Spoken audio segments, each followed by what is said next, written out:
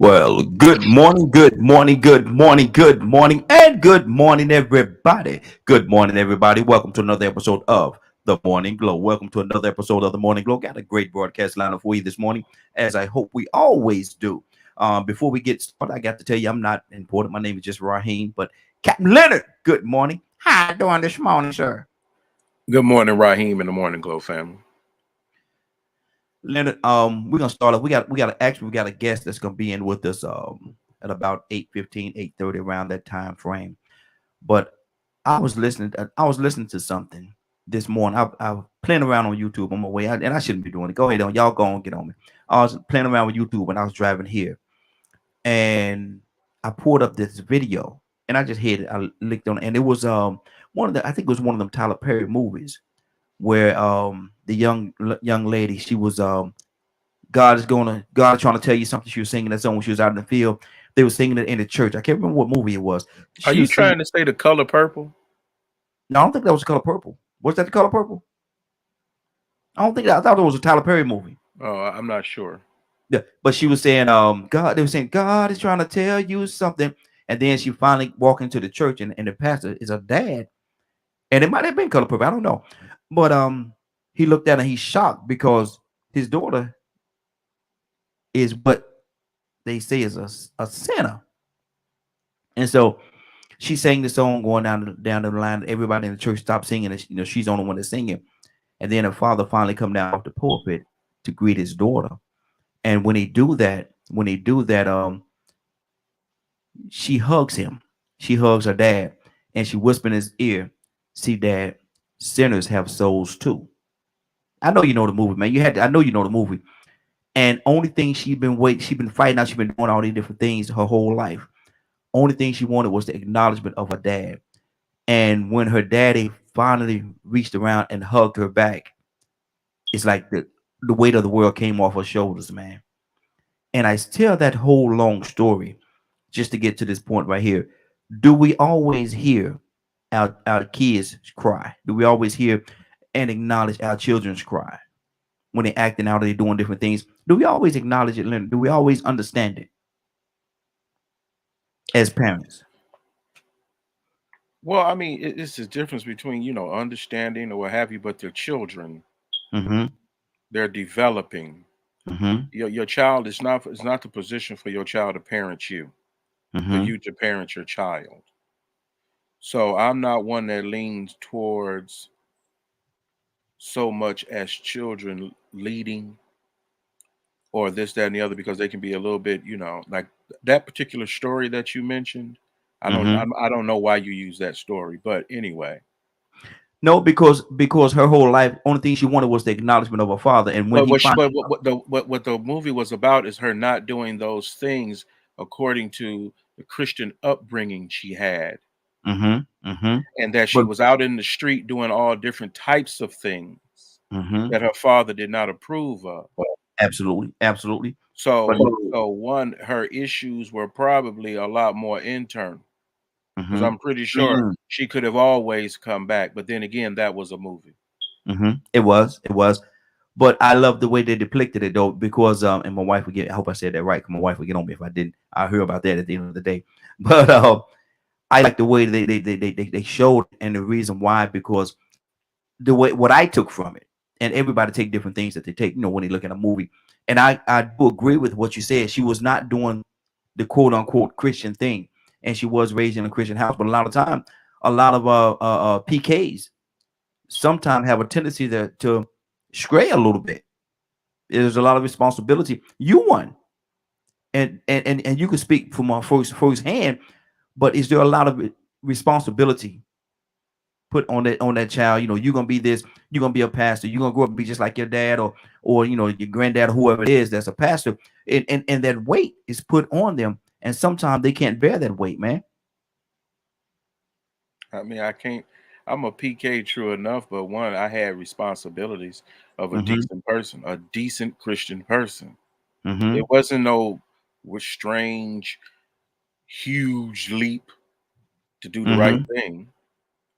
But now Mm-hmm. it don't look great for nobody's child to be out here in the street doing everything everybody else doing, Mm-hmm. when you know they're Especially getting the training not to do it. okay. Okay. So that's why it would alarm some people. But then again, we have our, what we do to each other. Mm-hmm. People saying you're gonna be this and be that, that's just what they think. Mm-hmm. It wasn't a big deal for me. I've been called preacher all my life. So it's not a Mm-hmm. big deal to me whether I preach or not. It's not a big deal to me. It may be a big deal to you, Mm-hmm. but not to me. And see, and that's one of the things, veering away from that while staying on that. I think, and everybody got their own view on it, man. But I think that the teenagers today has a lot more pressure on them than we had growing up. There's a lot more things. There's a lot more things in the world today. Oh yeah, there's definitely a lot more things in the world, but there's not that much pressure unless you live in a dysfunctional situation. Hmm. I don't even know if I agree with that, Leonard, because you could live in a perfect world while you're at home, but when you go out there, when you leave that house, when you leave the comfort of that home, you got to deal with the real world. And Well, there's the a lot real of world is always going to be there, but what I said Mhm, was those people that have all this pressure on them and all these other things may have be living in a dysfunctional situation or a mhm, mhm, dysfunctional home that causes them that pressure. But mhm, everything around you is pretty much going as, it's just going. It's going to be that. But mhm, it's worse when you don't have support. It's mhm, worse when you don't have a mother and father that care. mhm, It's mhm, worse when you have parents on drugs. It's mhm, worse, there are other things that go on in people's lives that attribute to the pressure. But mhm, the world is doing what the world is doing. That's no big deal. mhm. But again, be ye in the world, but not of the world. Exactly. And see, and I agree with that. And I said that because for your point, and you're making a very valid point. But at the same time, I deal with both sides of the coin. I say that all the time, and I know. And we got a call. We're gonna go to the call in just 1 second. But I know that there's a lot of pressure, man. I got grandkids, man, and I worry. This world Well, what is the pressure? I What know actually I is the know. pressure Well, part? there's so much going on. You got the drug, you got your all But these but that different ain't a pressure for everybody. So when what when we talk about pressure, what do you mean? it's a Peer pressure? pressure for some peer pressure.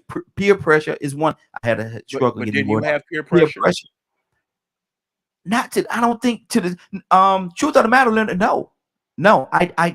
If you're speaking just for me, specifically for me, no, I didn't because I wasn't the one that was gonna follow anybody. I've been the one. I'm gonna do what I want to do, and I ain't got nothing to do whether you like it, Right. you don't like So it. your child could No, be just like that. yeah, and I pray they do. And I know my daughters are, but I'm talking about my grandkids right now.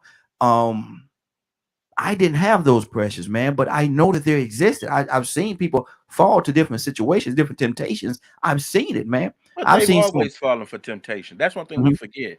but Yes, it's greater now. technology and everything has changed, but the Yes. original nature that is addressed according to religious training Mm-hmm. has Mm-hmm. not changed. But Because not that everybody religious knows. training is to help you protect yourself against what the world may be doing. This good. This is good. I'm loving this conversation, but not everybody have that religious That's why background. I And so said those who some have people, had religious training. okay, okay, good, good, good. This is a Christian radio show. Exactly, exactly. My thing is this right here, though, Leonard. Man, the pressure, and we got. I think who we got here? 816 every third. K with an E. Good morning. How you doing, young lady? Good morning, good morning. I'm fine, hanging in there. Good deal. Now you know I can hear myself talking in your background. You got it on speaker or something like that. Okay, but Kay, let me ask you You this hear question. yourself talking in my background? Yes. Uh-huh. You must have No, it. that was somebody calling my other phone talking to me. Okay, but listen, Kate, do you think the peer pressure today is greater on our young people today than it was when we was coming up? Oh, of course. They got plenty of, they got way more peer pressure. I have to be honest with you. I'm just now even understanding some peer pressure. That's how Mm-hmm. much they got it now. Cause I Mm-hmm. didn't have peer pressure like that. Mm-hmm. Yeah. Yeah. We And see, definitely got way more peer pressure. I think I so didn't too. have it. I tell Mm-hmm. people that we didn't have no peer pressure like that. I Mm-hmm. didn't. Mm-hmm. And see, and Leonard asked me a great question earlier. He said, did not have peer pressure. And my honest answer is no, because I was the one I played by my own music, by my own drum, man. I didn't follow anybody. And a lot of times, and my brothers, if they listen, my baby brother, if he's listening right now, hey, I used to get on him, man. You know, man, get all them people out your car, man. What you riding around with all them people in your car? I didn't do all that, man. When you see me, it's gonna be either me or one person in the car with me. But I didn't have a whole lot of people riding around with me, and all of that stuff, man. Because I'm doing my own thing. I'll meet you there. We going somewhere. I'll meet you where we're going. If I want to leave when I want to leave, I'm gonna leave. I'm gonna get in my car and go. If y'all doing some stuff, I ain't got time for that. See y'all. And I'm still like that right now today, because we all went out and I said, can I just meet y'all there? My cousin said, there you go with that BS. I'm picking you up. Because she already know if I say I'm going to meet you there 9 out of 10, I ain't going to show up. Exactly. They be like, hell, you ever going to change? No, I'll be 60 in April. Why would I change now? Exactly. And so there's a lot of things going on. Let me go to Cassandra. Cassandra, good morning. How you doing this morning? Cassandra fighting that mute button this morning. We'll come back. Good morning. There you go. Oh, there you go. Cassandra, I'm asking a question, and I need to hear your heart on this. I know you deal with a lot of young people too. Is the peer pressure today for our young people, is it much greater than what we had when we was growing up? It is much more than what we went through. And you can see it by the amount of kids in gangs, the amount of kids that are suffering with depression. I'm not saying it because I suffered with depression as a kid, but I'm just saying that it is much worse than it was back then. And working in the mental health, with mental health, I'm telling you, their pressure is much higher. Why do you think that is, Cassandra? Just because of the atmosphere. I'm sorry, I'm dropping it. It's giving me instructions. The atmosphere for young people, as far as peer pressure to look a certain way, act a certain way, that within itself is huge. And if you don't want to be a part of what they're doing, you become an outsider, which puts you into bullying, which puts a lot of kids into depression. So, to me, it's just real. It's really sad because I see kids with total mental breakdowns that are like 12, 13 years old. That's ridiculous. Wow. That's And Leonard was saying that he didn't necessarily agree with it. He made some great points. But Leonard, talk to me, brother. What's on your heart? Well, it depends. I mean, it really depends on what you're talking about. Peer pressure is a certain type of pressure put on you by your same group, your developmental group in this stage. But one, you outgrow certain things. So the direction that you want to go is to outgrow these things. So, however, the world is going to do what it's going to do. If you do not teach your children that these are things that you're not supposed to do, this was what will cause them the pressure. Pressure is only, like, say, for instance, when you say pressure, what is pressure? That's why I had to ask, what is pressure? Because how are you going to pressure me if I don't even value what it is that you have to offer? So how am I going to, what are you going to pressure? Okay, you want to, because think about it. The same things are occurring. They just got more colors to them and more sounds. Sex, drugs, what they used to say back in your day, Raheem. Rock and roll was the thing. Now it's hip hop. Oh Lord. Okay. Good punch. I felt it. See, sinful things are sinful things. They don't change, which is really why we need parents that teach their children how to make it in this world. Like Mrs. Cassandra, there ain't no reason for you to be having no nervous breakdown by age 13 unless you come from a dysfunctional home. But if everything is provided for you, you're taken care of, and you know that people love you, you're less likely to have these issues. Now, Leonard, I don't know if I agree with that. Because I've seen some people come from real privileged situations that still go through the same situation, still break down situations. Well, if you want to do it, that's you. That's not the world. That's you. That's what you got to remember. Don't take you out of it because you're the main. You have the main responsibility on resisting it. So the scripture would tell you to resist it or to abstain. Drugs, prostitution, and everything was going on around me, for instance. But I didn't want to do those things. That's not a thing that I wanted to do. So I didn't get involved with it. Didn't change the fact that it was there. Yeah. But I didn't have any value for that. So if someone, like, say, for instance, if I tell my son be in by a certain time, well, why I got to be in? I'm gonna tell him why I need to be in. Okay. So it ain't no point about what the world doing. And see, and even with that, Leonard, you have some parents out there, and I'm gonna go to Cassandra with a question that was asked on the line. But you have some parents that won't explain situation like that, and I love what you said. Right, and that's dysfunctional. That's good to do that, but some people say no, just do because I said so. Now, how many that's times fine too. Because I said so. That's fine too. I don't have a problem with that either. Because one thing your children don't understand, if you don't raise your children and discipline your children, no, they ain't gonna know how to act, and they're gonna be running around here like wild animals. Plain and simple as that. It's your job as a parent. You brought the kid into the world. You have to teach it how to do the right thing. Is that the best approach? Because yes, it's how everybody gets here. Your parents are responsible for your moral and ethical teaching and training. No one else is responsible for that. So if you think the world is going to do it, you're wrong. The world is sinful. That's where the temptation comes from. I'm one to believe that if I had to spank my children or something like this, if I had to spank them, I want to explain to them why. At the end of it, I'm gonna explain to you, this is why this happened. This is what, and I'm not gonna say, you whoop me. Why you whoop me? Because I wanted to. No. I don't, no, explain it to them. So now moving forward, you have a better understanding as to this is what happened. This is why this happened. And this is why you shouldn't do that, because it's not a very good thing to do. I mean, it's not good. It's not going to work out in your favor. But Cassandra, and we got a couple other, Badger just came in. We got a couple other people on the phone line. I'm going to hit you in just 1 second. Everybody be patient with me. Cassandra, have you seen situations? First, what is a dysfunctional home? Somebody asked, what's a dysfunctional home? I want you to explain, from your expertise, what is a dysfunctional home?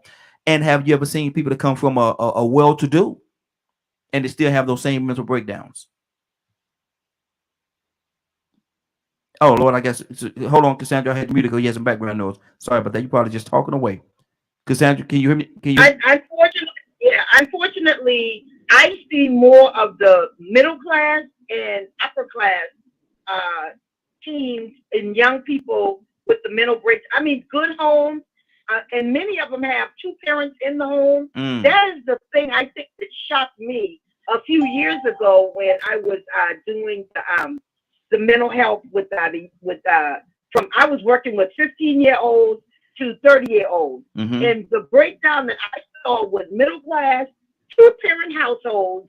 And I was in shock. I was like, what the hell? They got everything going for them. Why are they going through that? But that doesn't matter. It's what that person is feeling about themselves on the inside.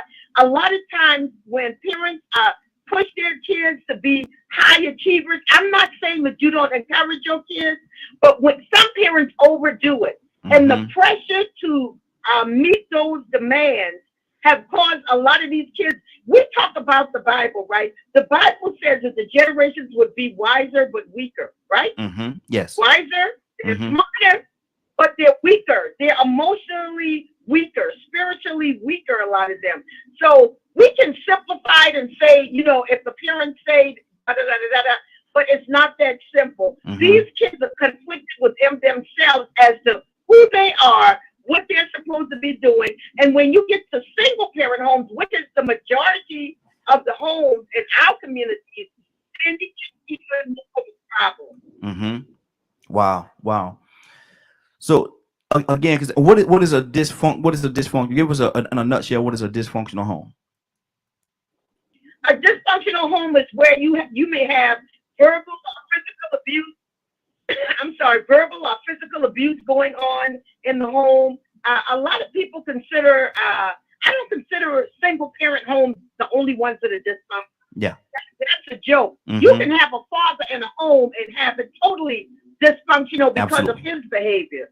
So yeah. So it's just where the normal things that families may experience, they're not happening.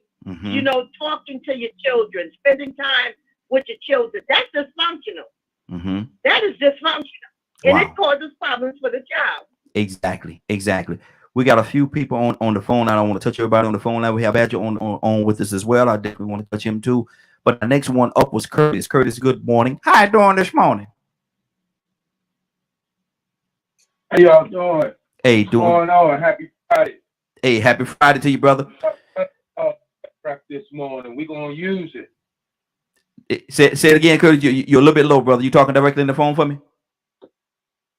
I said morning. God blessed us with that breath this morning. We're going to use it. Absolutely. Curtis, I want to ask you a question, man. And you deal with it too, because you out in the community. Is the pressure, is the peer pressure, is the weight on our teenagers today greater than it was when you and I was coming up? 150 million times greater. Wow. But like Leonard said, man, the same things are there though. So why is it so much greater now? The same things are not there. That's not true. We was coming up, there was no internet. When we was coming up, being a dummy was not cool. I'm just gonna keep it real with you.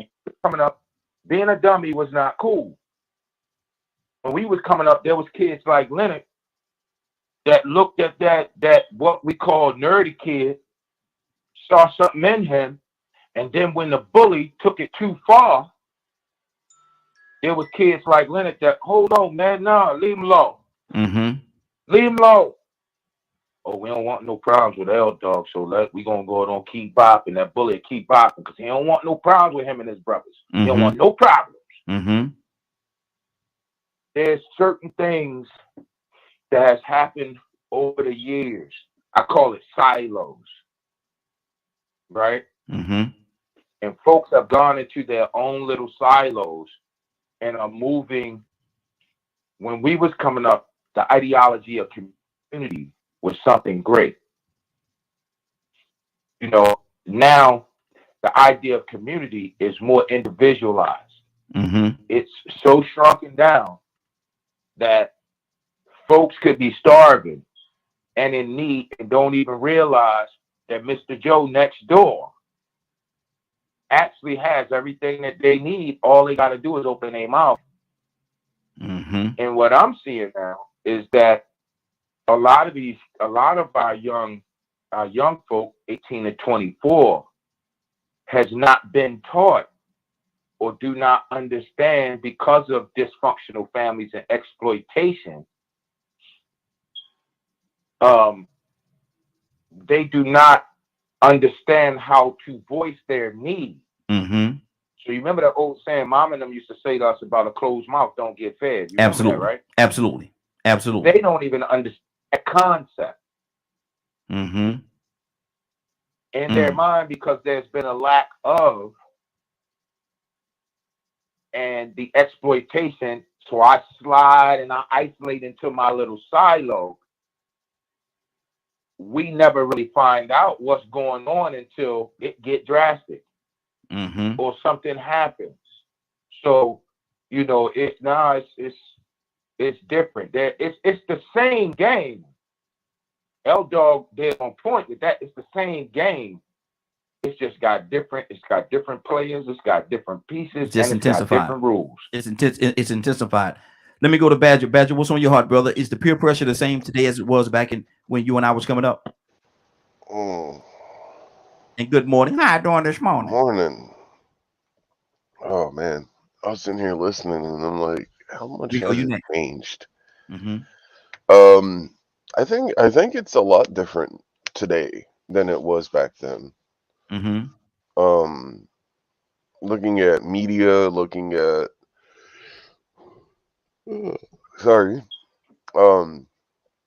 just the overall like temptations and things that are out there, like vaping. You know, back when we were younger, what was vaping?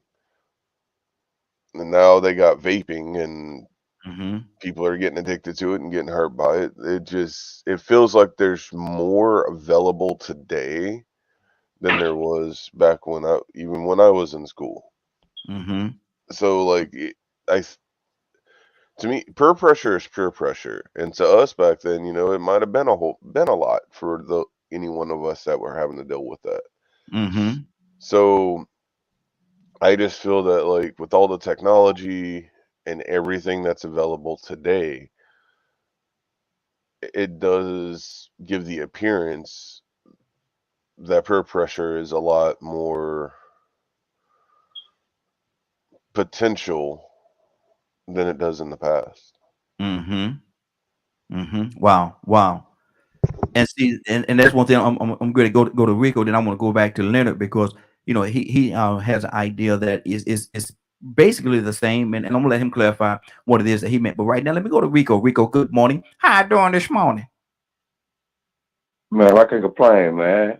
Welcome to a beautiful new day, everybody. Hey, welcome, brother. Welcome. Absolutely.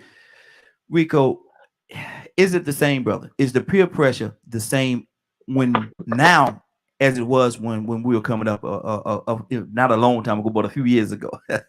Is the peer pressure the same? Nah, man. If you wanted to compare it, back then, the peer pressure was flying on an airplane. Now it's flying on a rocket, a laser beam. Wow. And it's coming with more pressure. It's coming quicker, faster, and harder. So it has evolved.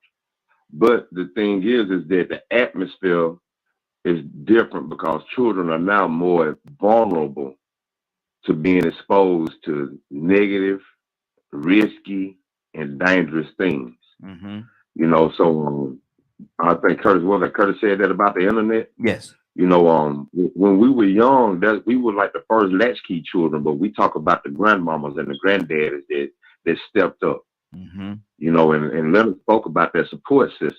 And that support system also was supervision, guidance, and supervision. But now you don't have that guidance and supervision, but you have worse elements. So we talk about the games, we talk about the video games. Just think about it. When we were playing video games, you know what I'm saying, we started out with the powder and the little ball and the sticks going up and down the screen. Pong, the game called Pong. Pong. We went to Super Mario Brothers and double dribble. You didn't have to have no parental guidance on that. Now you buy your child a game and you think, oh, it's just a game. And you turn that game on and they raping somebody. Having homosexual sex in a strip club. Grand Theft Auto, and we just buying a game. That Call of Duty, we had nothing close to that. Yeah.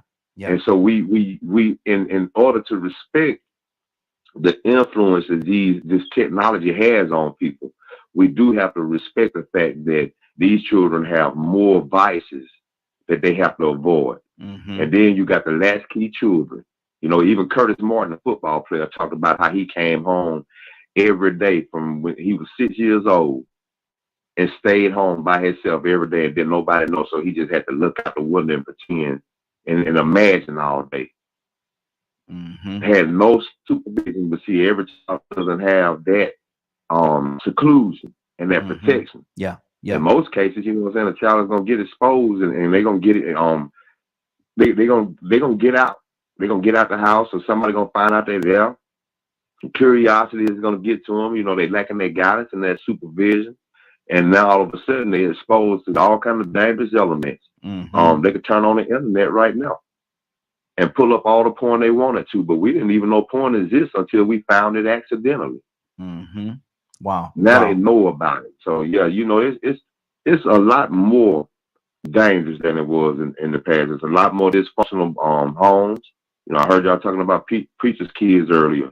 That's another conversation all within itself. But yeah, the children have a lot more that they have to worry about. There's a lot more distractions, and if you don't have that good, solid support system at home to sort of guide you down the right road, then you are definitely more vulnerable. And I ain't gonna say 9 times out of 10, but compared to the past, there are more children that have to sort of navigate their way through these new roadblocks and obstacles and potential dangers than than we had. It's good. That's good. Teen mom. Before I leave, teen mom. When we was coming up, teen pregnancy was happening, and they were trying to stop it. It was a big move about it, just like HIV prevention. Then now you look at TV shows, and they got teen mom shows, and 10 years later they have a teen mom reunion. Wow. They're encouraging it now. That wasn't televised when we were young. So no, when people look at people, young children look at somebody on TV and they see, okay, look at this attention. They on this television, and they on TV for being pregnant as a teenager. That might be something I want to do. So now we look at the numbers and we realize that it's almost coming now. Where in the past it wasn't. Exactly. Tucson, good morning. How you doing this morning? Doing well, man. Doing well. Look here. Should I put my seatbelt on, brother? I don't know. I got mine on. Okay, good. Let me put mine on too. Click. I just locked it. Peer pressure, man. Is it okay? Good. Peer pressure. Is it the same today as it was when we were coming up? Are we fighting the same animals now? Well, the question I would ask you, I hate to, you're not supposed to ask a question with the question, but do you have the same type of parents that you had? Because we can't blame these children.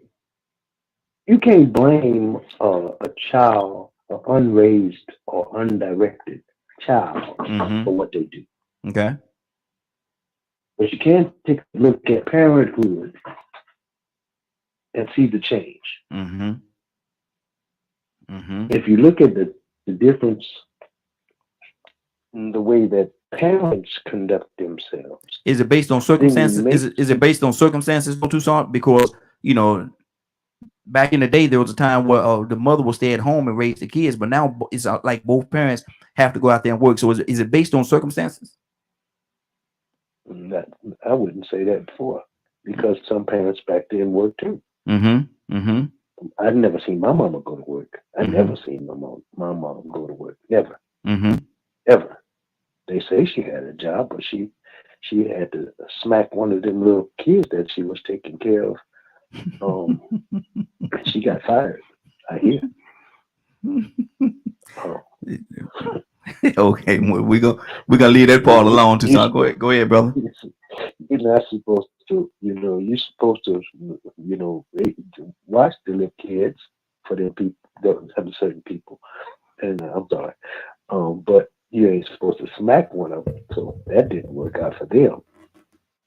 It didn't work out for her too, either, for being employed. But what I'm saying is, I don't know about nobody else, but my parents had the saying, "You better not."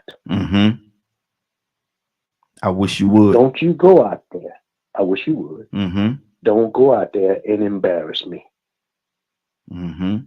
Now the kids bring home what they're doing, and the parents join them. You ever seen TikTok videos? Yes, sir. How many generations is popping it? Okay, let me go back. Hold on. Let me go back to somebody else. Let me go back to that. Reality is reality. I'm right though. Yeah, I ain't gonna say you're wrong, but you just took that left turn. You ain't even give me a signal, brother. You ain't even give me a signal. My God. Right turn, left turn. Leonard, what's on your heart, brother? Just listening, but if you notice, most people went back to parenting. Parenting. There should be nothing. The opportunities to sin have increased. But because you fail to teach your kids that these things are wrong to do, they're more tempted by them as well. So you have to understand that, one, even if my daddy wasn't home, his rules still was home. You understand? So children who don't follow rules usually wind up in trouble. That's common. It's not, some children just are not really the obeying type of children. But that's discipline. So, and you don't get but really one chance to do it. By the time you 18, come on, man. You ought to know what's out here. Been burned a few times. Because it's not that one, like I like what Rico said, supervision. You may have rules, but do you supervise? Are you consistent?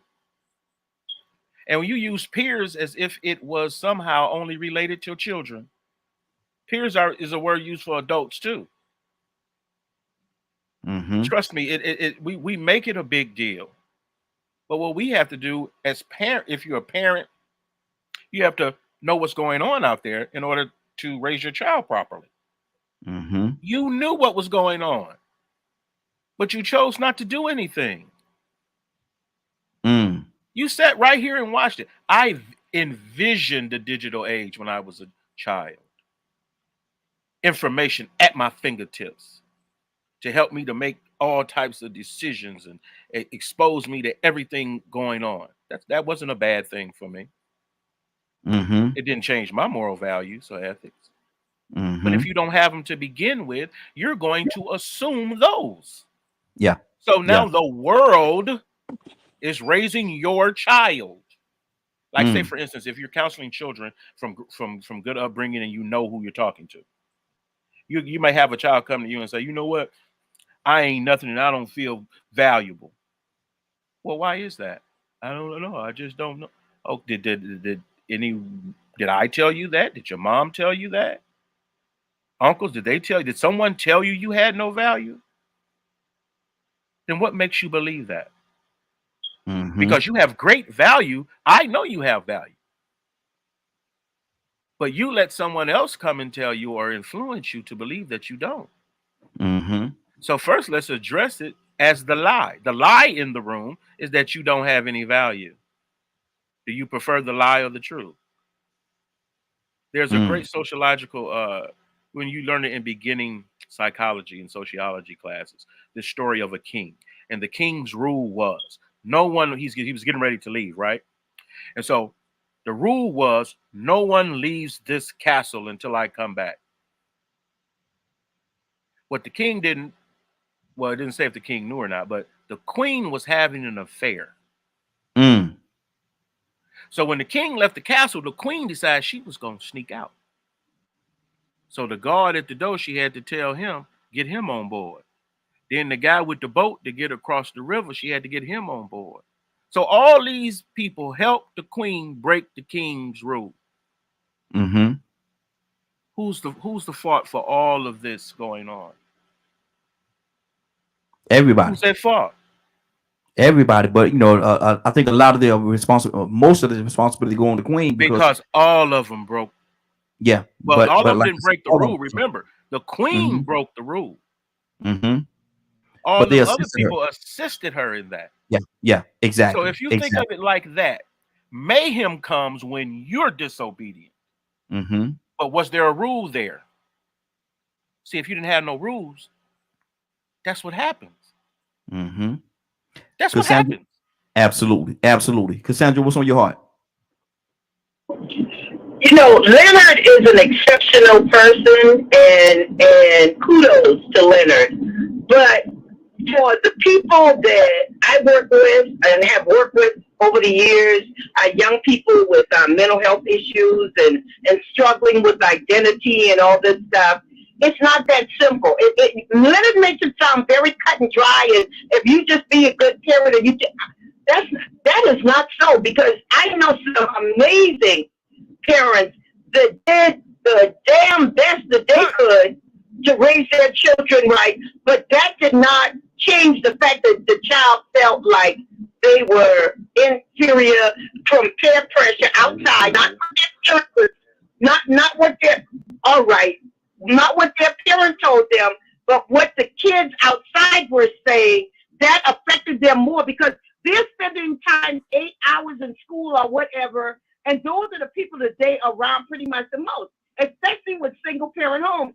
So I love the fact that Leonard is extremely intelligent. He has dealt with a lot, but all I'm saying is the people that I have dealt with over the years, many were great parents, but they could not be home all the time because some of them are working 2 jobs. Like right now, a lot of the mothers and fathers are working 2 jobs. Let me give you a thing. I have right now an 11-year-old that I'm dealing with that is addicted to porn. Wow. 11 years old. She's addicted to porn. Do you think her friends? She didn't get it from her parents doing it. It's something that she saw or she heard from her friends, and she started watching it and got addicted. So I don't. Like I said, Leonard is the exception to the rule because he really, feels like it's the parents. If the parents are good parents, the children won't be messed up. That's not the case. Wow. Good deal. Charles, good morning. How you doing this morning? What's going on, guys?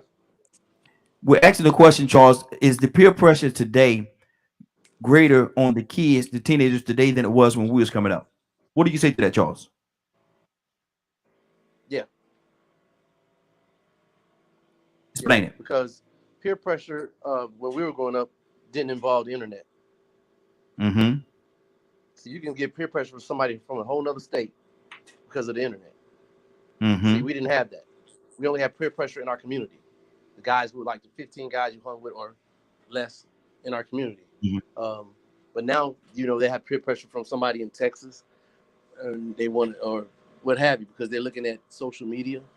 So even if you take social media out of it and you don't let your child look at it, then it goes back to what we had pretty much. But social media is involved and you can't say it's not. So yes, peer pressure is different. And I would say that even to say it's more now because, like I said, you're adding the internet in on that. Wow, that's good. That's good. K, what's on your heart? K with an E? Just listening. Okay. Okay. I got you. Rico, talk to me, brother. Yeah, I already knew Cassandra was going to be able to speak on this, and I was thinking the same thing. Something that I've noticed is very different than when we were younger. And she just said it. Little girls being addicted to porn. Wow.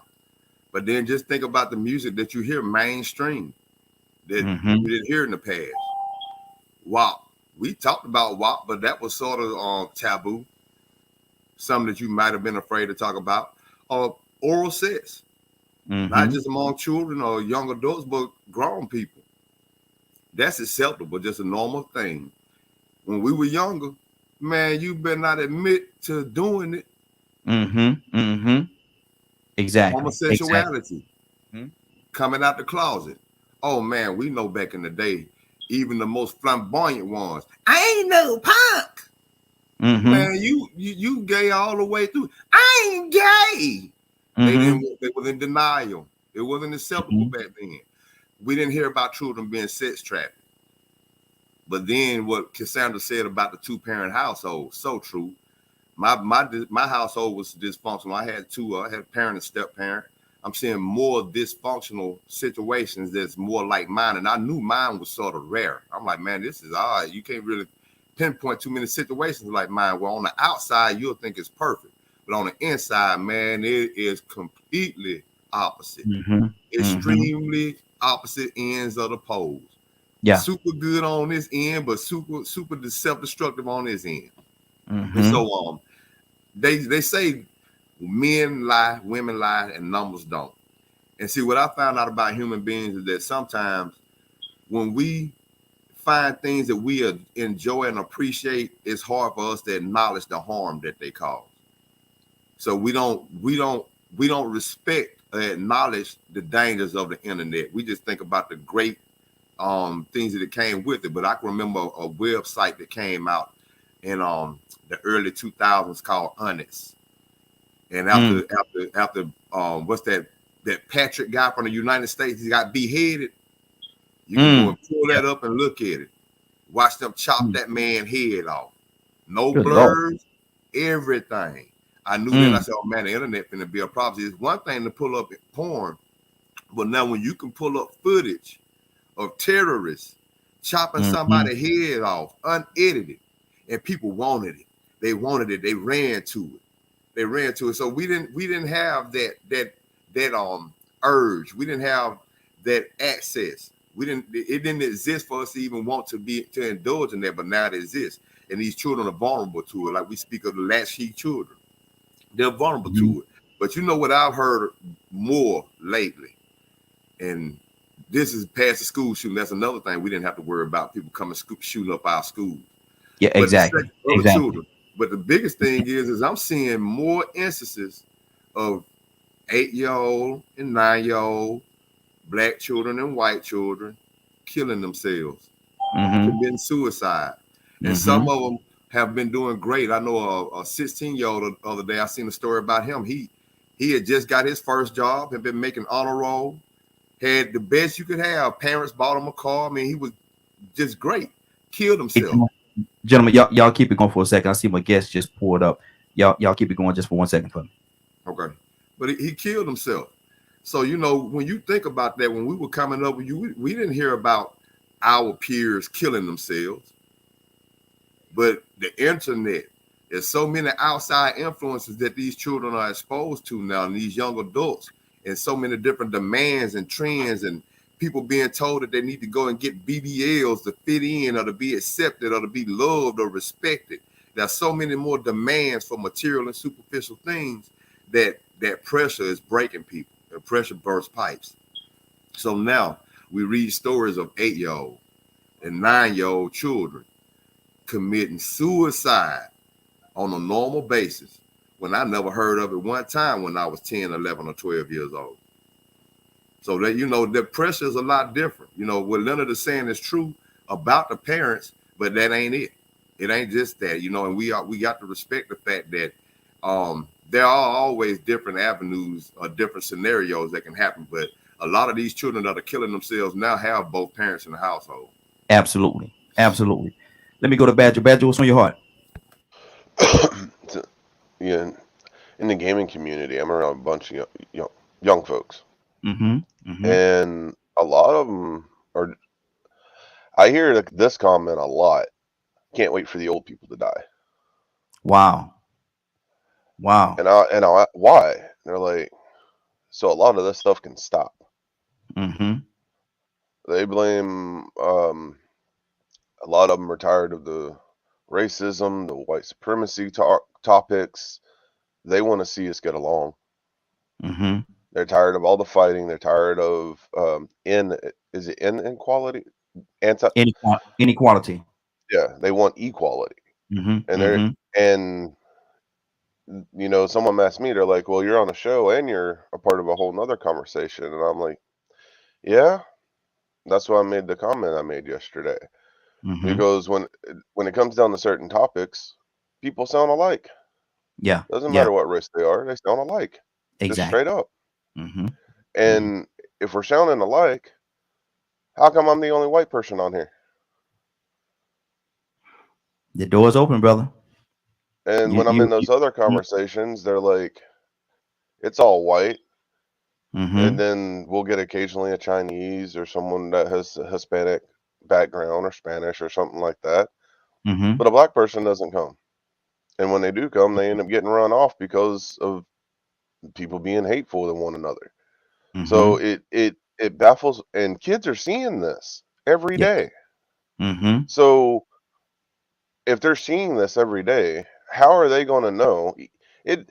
I'm having to teach my son because he's hearing some of the conversations we're having, and they're going, wait, you're friendly to everyone. People aren't like that. And I'm like, no, they're not.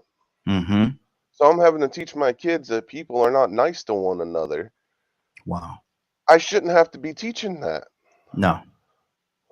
But in this society, there's more hateful people than there are positive, accepting, open, respect, and honor. It's wild. And that is a very sad reality. That's a very sad reality. And it seems as though we would get past that point where we could just deal with each other on like Martin Luther King said, on the content of your character. Has nothing to do with your skin color. Wash that away. Get away from that. In a perfect world, that would be the case. But unfortunately, right now, we don't live in a perfect world. I wish we did. I wish we did. Leonard, what's on your heart, brother? Oh, I'm just listening because all the points are valid. Y'all gonna have to come up with a new way to raise your children, a better way. Now, one, I'm a person that believes in models. So, one, I can teach, like my mother used to say, I can teach you the right thing to do, but it's up to you to choose to do that. Here's what it is. If you do, never told me when my mother used to laugh and joke, but it was kind of the biggest fight we ever had. She never told me no. It was always about consequences. It was always about consequences. Is that a good thing? Is that a good thing? Well, at first, I was dealt with it different ways, but that's probably why I'm so different than what you all are saying and than other people. Because I was, from a very early age, I was taught right from wrong, and it's my job to choose one. Okay. Because once I do it, can I suffer the consequences? It didn't matter what it was. Here's the rules. This is what you should and should not do. If you do these things, consequences. You can do whatever you want to do, son. But can you suffer the consequences? Yeah. So don't tell me you didn't want to get pregnant, but you're sleeping with everybody raw. That don't make sense. Wow. That does not make sense in no way, form, or fashion to me. If, like I tell my sons, here's the deal. This is what you're wanting to do. This is my suggestion. Choose the best deal. Exactly. Well, listen, we're about to go. We got a guest, and he's actually here right now. So we're gonna pull the guest into the conversation. We're gonna switch up just a little bit. He's gonna bring so much knowledge to this conversation. We actually gonna talk about redistricting. I can't even say the word. Lord Jesus, my wife is an educator. My wife is an educator. Boy, she gonna get on me when I get home. Redistricting. Yes. Redistricting. Yeah, you can't say it either. Okay, see, so I wouldn't even try it. I don't feel so bad right now, but we're definitely going to get into this conversation with him, and he's going to talk to us about a lot of things that's going on. I'm excited to have him here. We're going to get him in just a second or two. If you don't mind, sir, come on in now. We're going to get him set up and get his mic turned on. Either way it's fine. Turn his microphone on. Gonna let him introduce himself, and we're gonna have a conversation. And I want to, before we even get started with the conversation, let me get your mic. Please, a little bit. Get your mic set up there. There we go. All right. I want to thank you for taking the time to come and hang out with us today. I know it's early morning. It is. But every school bus in the county was between you and me. Exactly. Morning, so. That's usually how it is, right? Yeah. Tell everybody, before we do that, let's get you introduced and tell a little brief something about yourself, if you don't mind doing so, sure. And then we'll get into the conversation. Okay. So introduce yourself to everybody. So I'm Kurt Thompson. I'm a former state senator. I served 16 years in the Georgia legislature, from one term in the House and then the rest in the Senate from 2002 to 2018. Okay. And rose up to be the level of a committee chair and things like that, although I was in the Democratic Party. Okay. Still am. I'm still an officer in the Democratic Party. Okay. The political affairs vice chair, which basically is like being an unpaid political director. And have been helping a lot in redistricting and reapportionment. I'm an attorney by trade, so I've actually practiced election law. Okay. I have a law office up in Duluth. Okay. I'm going to do other things besides that, but this is about my third. I went through 2 reapportionments in the legislature, and then this is 2 being a party activist, like one before I got elected and after. So this is my 4th redistricting to go through. That's powerful. Yeah, that's a lot. Yes, it is. Let's jump right into this thing, because we have quite a few people that's here on the phone lines, all over the United States, as well as on the video with us. What is, just for the people that's listening, we broadcast right now in 58 countries, so there may be some people out there that may not be familiar with it. So what is redistricting? What exactly is that? Under the U.S. Constitution, every 10 years they do a census, and that's required. And after that, they do what's called reapportionment and redistricting. Okay. Reapportionment is where, for the U.S. House of Representatives, they literally reallot all of those 435 representatives. It wasn't all that many in the beginning, but amongst the states by population. And so that's reapportionment, what Congress and the Census Bureau does by setting that up once every 10 years. Okay. Then redistricting is when the states go in and divide up the lines. And that's also required to be done every 10 years, Mm-hmm. where they have to go, and with anyone that runs in a district, Mm-hmm. whether that's not every city does it, but say City of Atlanta has Mm-hmm. districts for their city council members. Okay. Board of Education has Mm-hmm. districts. Mm-hmm. Even in some cities out here, Peachtree Corners is the only one with districts Mm-hmm. in Gwinnett County where we are, but there are cities like Monroe that runs with districts, Mm-hmm. and then some that don't. Okay. So those Okay. that don't do redistricting, Mm-hmm. but all the way up to Board of Education, County Commission, State House, State Senate, and then they also draw the congressional lines. Okay. Okay. In most states, you can do that more. In most states, you can do it more than once every 10 years, but at a minimum, once every 10 years. So sometimes you'll see minor adjustments about halfway through a census. So if you do a census, always happens at the years were zero. So at 2020, there was a census. 2010, there was a census. And then redistricting and reapportionment are done in the year after 2021. Okay. Okay. And up to 2022 because of COVID with us. Normally, this would have all been finished by now, to be honest.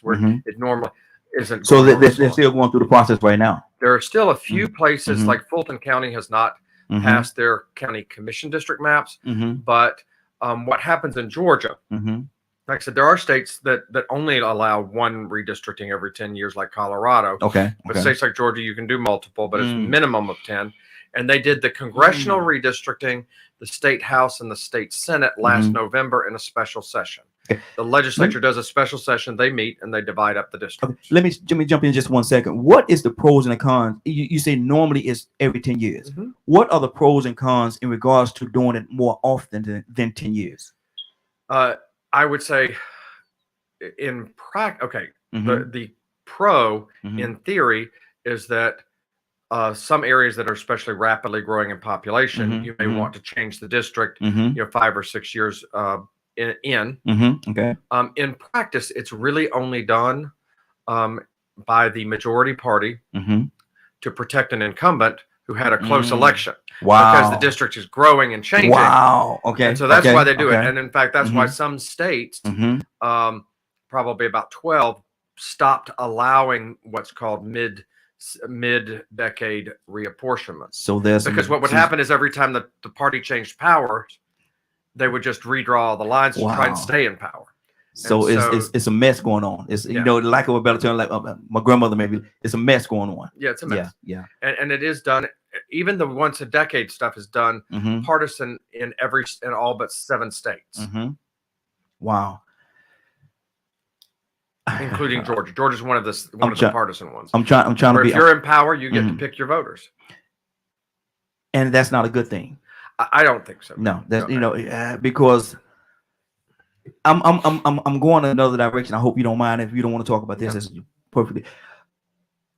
Trump, when he tried to go in and say get other votes and stuff like that, and try to cushion the numbers in his favor. Right. What did you gather from all of that, and how does that tie in at all, if at all, with what we're talking about? I'll give you an example from Trump's perspective. He was trying to get the election thrown to the House of Representatives, and if he can control through redistricting which states are majority Republican in their delegations in Congress, then he could have gotten reelected. Because it's not. Even if Nancy Pelosi was speaker, there were 27 states where the majority of their delegations were Republican. Okay. So if he could have done that, and so that's one way him doing that works. And then if like I said, what is it? To power goes the spoils sometimes, and that's not good. I have won races and I have lost races, and I don't want to do it because I picked my voters. I want to do it because they either thought I was the best person for the job or did not. You know. I can put on my grown-up pants every day. Yes, I won't be sexist, but my grown-up pants every day and win or lose. But I don't want to be drawing lines just to do that. And then sometimes this happened in Clark County, which is Athens. They deliberately drew the lines because a state senator didn't like 3 of the commissioners, and so he deliberately drew them out of their districts out of revenge. And so that kind of thing happens. And here in Gwinnett, in Snellville, where we are, you had the chair of the reapportionment and redistricting committee in the House is a Republican named Bonnie Rich. She's up in the North Gwinnett area. She drew most of her district out of Gwinnett because she knew she couldn't keep winning. She drew a district for Chuck F. Strachan, also mostly out of Gwinnett, so he could. But they drew 2 Democrats in together to force them to run against each other, so there would be one less. They drew Rebecca Mitchell and Shelley Hutchinson, the same way they did at the congressional level with Carolyn Bordeaux and Lucy McBath. That's exactly what I was about to ask you. With this redrawing of the lines, is there any way you could, in doing that, cut somebody out? Oh yes, and make it so. Wow. They are redrawing the Public Service Commission, which is the Public Service Commissioners are elected officials that set your utility rates, just so you know. Yeah. And they approve whether it's a nuclear power plant or an electric power plant or whatever, but they regulate the utilities. They introduced a map this time to deliberately draw out Gwinnett County into a different district to draw out an opponent of the incumbent. And I'm not saying that's never been done. It has been done far more partisanly this decade than I have seen in the past. Okay. You know, for instance, Democrats, when Democrats were in charge up until 2003, when we did reapportionment, we didn't interfere with Republican counties drawing the lines for their school boards and their county commissioners. But the Republicans do interfere in Democratic counties like Athens, Clarke, or Gwinnett County, drawing those lines for local elected officials for school board and elected officials. Wow. So that's something new, because even Republicans used to not do that. So that's some of the changes from Trump, I think, and Trumpism, is that it's become so hyper partisan. It really is more about power than about policy. Exactly. What do you see in the next 10 to 20 years? This whole redistricting thing, is there going to be a change in it, or is it going to pretty much stay the same, or is anybody going to step in and say, you know, this is not right, we can't? And I know you say every 10 years, but outside of that, do you see anything changing? You know, I guess, what is it? You know, the arc of history bends towards justice, but that's a long arc. I know that's not exactly. I'm making a meme out of a very eloquent quote. But you know, the arc of history does bend towards justice, but it's sometimes slow. Yes, very slow. And so there are people pointing out changes. Redistricting has been used in very, especially in the South, but don't assume it's just the South, for very racial reasons. Okay. To keep certain people in office, certain people not, to make sure that folks that look like me stayed in office, and folks that look like you didn't. Didn't get in office. Cut and dry, right? Very blunt. Yeah. That's good. I like that. And so there's been advocacy for change. You have to remember that, but it has taken time. That's why there are about 6 or 7 states that do not use partisan, which is where the party in power draws the districts. There are about 6 or 7 states that don't do that anymore, and that's a modern phenomenon. That is a 21st century phenomenon that didn't exist before. Exactly. So I do think that it can change over time. You know, I think that over the next probably 10 to 20 years, you're going to see, but as Democrats are picking up strength in Georgia, I guess if you're looking Georgia specifically, it's becoming more purple. You know, whether it's light purple or dark purple. I think it's even a diehard Democrat, think it's an overstatement to say it's blue, even though we did have 2 senators and Biden. It was a unique election. It's going to be hard this time. It's going to be hard. But if we can preserve our democracy, and because remember, usually redistricting is used hand in hand with voter suppression. So redistricting to make it harder for people to elect someone to represent them is usually done with voter suppression as well. But as the state becomes more democratic, you will probably see a shift back to more democratic norms in terms of redistricting. I know that most Democrats nowadays favor nonpartisan redistricting. Now, whether that will happen or not remains. I don't know who's going to be governor when that happens. I don't know. But it would be not. But I think that, you know, what is it? The seeds have been planted for that to eventually be the case in Georgia, but it is done state by state. So getting to all 50 states, I'm doing good to know where I am. You know, I don't know where it is in other states. We have, and I could actually, there's so many different directions I could go with this conversation that we're having right now. I want to be fair to everybody else that's here. So I'm going to go around, if it's okay with you, and have them, if they have any questions for you. Leonard, do you have any questions in the comments? Yes. How do you feel about Miss Rich, Representative? She has District 1, I believe, in Gwinnett County, right? She has district 100 now. It was she even did to pick her district number. She liked to. She decided to take that number away from Dewey McClain because his slogan was always Representative Dewey McClain's slogan has always been keeping it 100. Mm-hmm. You know, like yeah. And so that's how petty it can be sometimes, and that's how. So you want me to tell you about her? That's what I think. I think it's, you know, some politicians are pettier than others, even and that's true on both sides. Don't get me wrong. Yeah. But you know, you saw John McCain challenge that woman years ago who was saying that Obama was a Muslim and she couldn't trust him. Yeah. You know, and he corrected her in real time in a Republican debate when it didn't help him one bit. Yeah. That's statesmanship. And then you have folks picking a district just to take someone else's slogan from them at the other end. So, and I'm not saying you couldn't find Democratic examples. What was your question about her specifically? But that was. So how do you feel? I think what a lot of people didn't understand. How do you feel about her trying to push her map above? Because it wasn't the map that the commission chose. It was the map that she chose. And then she didn't even really want the public to be involved at all. Yeah. I mean, clearly, you know, Republicans screamed foul every time Democrats would push through a bill in the past. But here we are. She basically did that under the cover of darkness and the dark of night, solely for partisan purposes and solely to go after one county commissioner, Marlene Foscue in North Gwinnett, which is odd because she's probably the most moderate person on there who does listen to all sides. But that's what's wrong with partisan redistricting is that the county commission went through a process. They had multiple town hall meetings. They were all open. They did them in every county commission seat. They had open hearings. Anyone could have come. And in fact, Republicans showed up. Folks did go to all of them. Then a map came out. They voted for it 5-0. And it was minimal changes, which is the same thing the school board voted out was a map that they voted out 2 maps, but one of them had minimal changes. Minimal changes, in other words, just to correct for population. Because all the districts have to have the same size. I did not go into that, but every district has to have the same size, plus or minus a very small percentage at the local level to keep a community together. But it was, you know, even when the state legislature got those maps, they held public hearings, one in person, one by Zoom. Republicans showed up. They didn't show up. Bonnie Rich didn't show up because she knew she didn't care. She wanted her own map. Yeah. That's how I feel about that. That was just a naked power grab. Wow. Rico?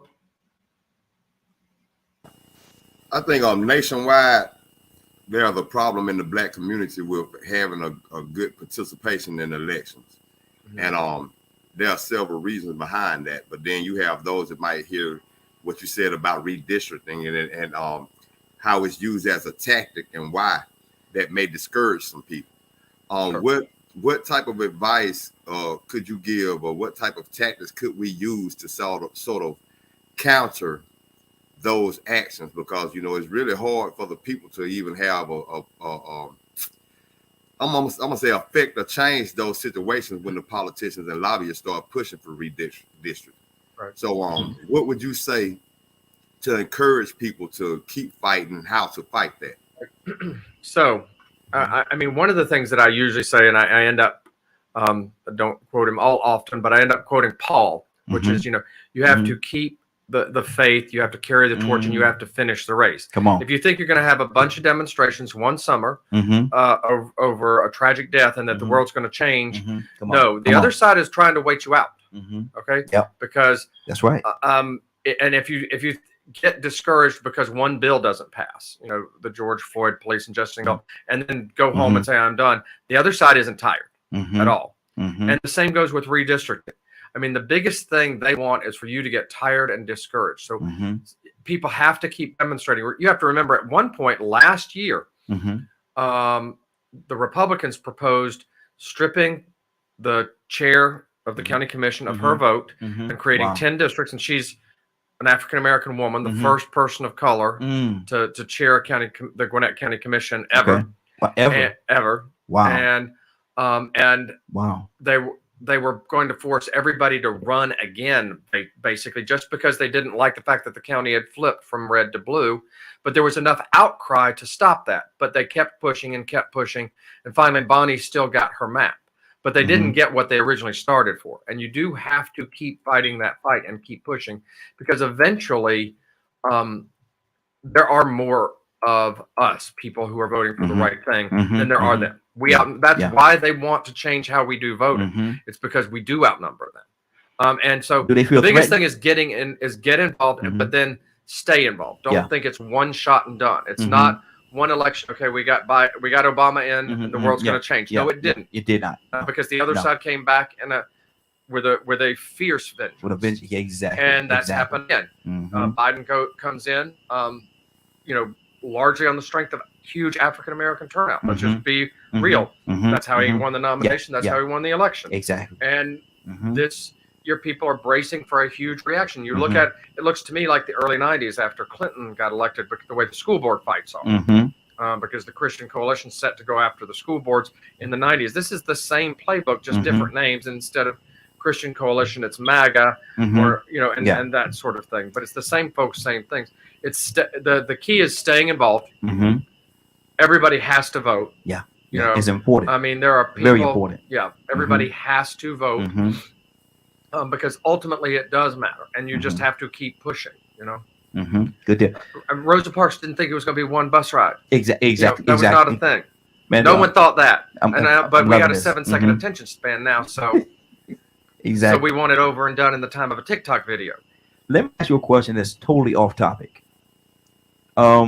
We had a conversation earlier, and we're not going to spend too much time on this part of it. We had a conversation earlier about peer pressure.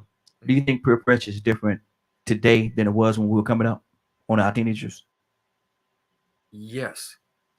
I mean, first of all, we didn't have social media, or I don't know. I'm talking about my gray hair, not Okay.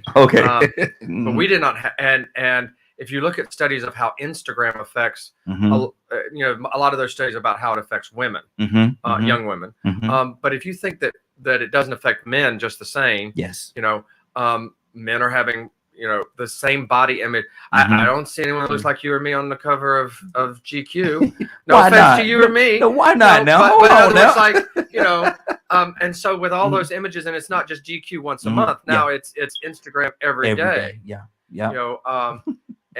And so yes, and it's not just that. That's just an example, and that's just an example because it's been in the news. So I think it's more intense now. Yes. Wow. I want to go around and give everybody an opportunity. I know Badger, he said, Rico, I think you said he has something else. You had another follow-up question, or? Yeah, because I know, sometimes we speak from a position of where we are, and I want to commend the Democrats in Georgia first off, because the movement that is going on there, is like I said, like he said, there seems to be a shift going on. But I'm gonna call it from Alabama. I'm the slow neighbor next door. So it's a little different, what I'm saying? Even though Rosa Parks got off the bus or refused to ride the bus back of the bus in Alabama, man, the political atmosphere is much more. The wall is much harder to knock down. I mean, those guys have a lock on our politics over here. And a lot of things that happens, it actually evolves and gets tested in other states. So, that's why I asked that question, because there's a lot of discouraged people here. And especially with our history, there's a lot of discouraged people. It's surprising. And Alabama is a huge example. You have the second largest African-American population of any state in the country. Wow. And you have only one and they've drawn only one congressional district that is majority minority in Alabama. And the courts, the lower courts said that was unconstitutional, but the Supreme Court said it was okay. That's another reason why, like literally in Alabama, there are the numbers to make change, but for reapportionment, basically packing and cracking districts is what they call it, so that it's harder. But that is a state where if people were not so discouraged, you could have a real impact. And since the courts are no longer going to try and enforce voting rights, let's be honest, that's just how it is right now until And even though there's about to be a new Supreme Court justice come on, it's not going to change the numbers. It's still going to be 6-3 against voting rights. Wow. And so, but Alabama, you know, a judge said, no, you need to draw at least 2 majority minority districts. And the Supreme Court said, nah, you don't have to do that. And and Georgia has the 3rd largest population of African Americans of any state. By the way, it's, the historic Georgia, Alabama, and Mississippi are the 3 most heavily minority states. Wow. And it's ironically That's also crazy. 3 that have been, you know, for the last 20 years, lockstep Republican. Yeah. And it's, yeah. And that's the impact of gerrymandering, especially racial gerrymandering. I was about to ask you about the gerrymandering. I wanted to get to everybody else, and we could talk about that as well. We could talk about the effect of what that is and the effect of it on this part of it. Let me go to Badger. You have a question? I have a question and a follow-up. Okay, now I got a lot of people here, Badger. But I know. Do you think that the reason a lot of the votes and things go the way that they go is due to illusion and misdirection of how equality and things like that are going to affect people's pocketbooks? So let me see if I can. It seems that a lot, you know, I don't want to stereotype, but a lot of folks are afraid. A lot of, especially conservative white folks, are afraid. I'm just being very blunt here. Yeah, absolutely. Especially some on the right wing and the MAGA crowd and the Trump crowd of becoming a minority. That's why they talk about, they're trying to change America into a nation of, you know, that's why they don't want immigrants coming. That's why they don't want this. And one of the questions that I would almost want to ask back is, you're afraid of being a minority. You know, I wonder why. Are minorities not treated well here? What are you trying to run from? Yeah, what are you running from? Yeah. I mean, do you understand what I'm saying? Yeah. We gotta get this man elected. It's that simple. And you know, and when they talk about, you know, not wanting to teach certain things in school, it's not because they're afraid their kids are going to be uncomfortable. Their kids are not. They're afraid their kids are going to come home and make them feel uncomfortable or make their grandparents feel uncomfortable. Exactly. You know, I mean, I can't remember the woman that integrated the Little Rock school system is still alive today. Okay. You know, I mean, the you know, back from the 60s, she's still alive. So it's not like it's been that long ago. And if our kids can deal with that, you know, so can their kids deal with the fact that their parents were the ones, or their grandparents were the ones throwing the rocks. You know. Wow. Badger, you say you have a follow-up question? Let's go around. So let's keep it quick. So just to let them know, I am considered a low-class disabled white person. Okay. And I currently live in Northeast Texas, and we have a lot of issues. I'm actually looking to move to Georgia. And one of the other issues I have, because I actually go into meetings with white conservatives, that's why I asked the question the way I asked it, because that's one of the things that I hear a lot. And to me, it's just illusions and misdirections. Now, the other side of it is how do you, or how can we either put into action a way to inform the public of reality, of how much hate is in not only just at state levels, but nationwide?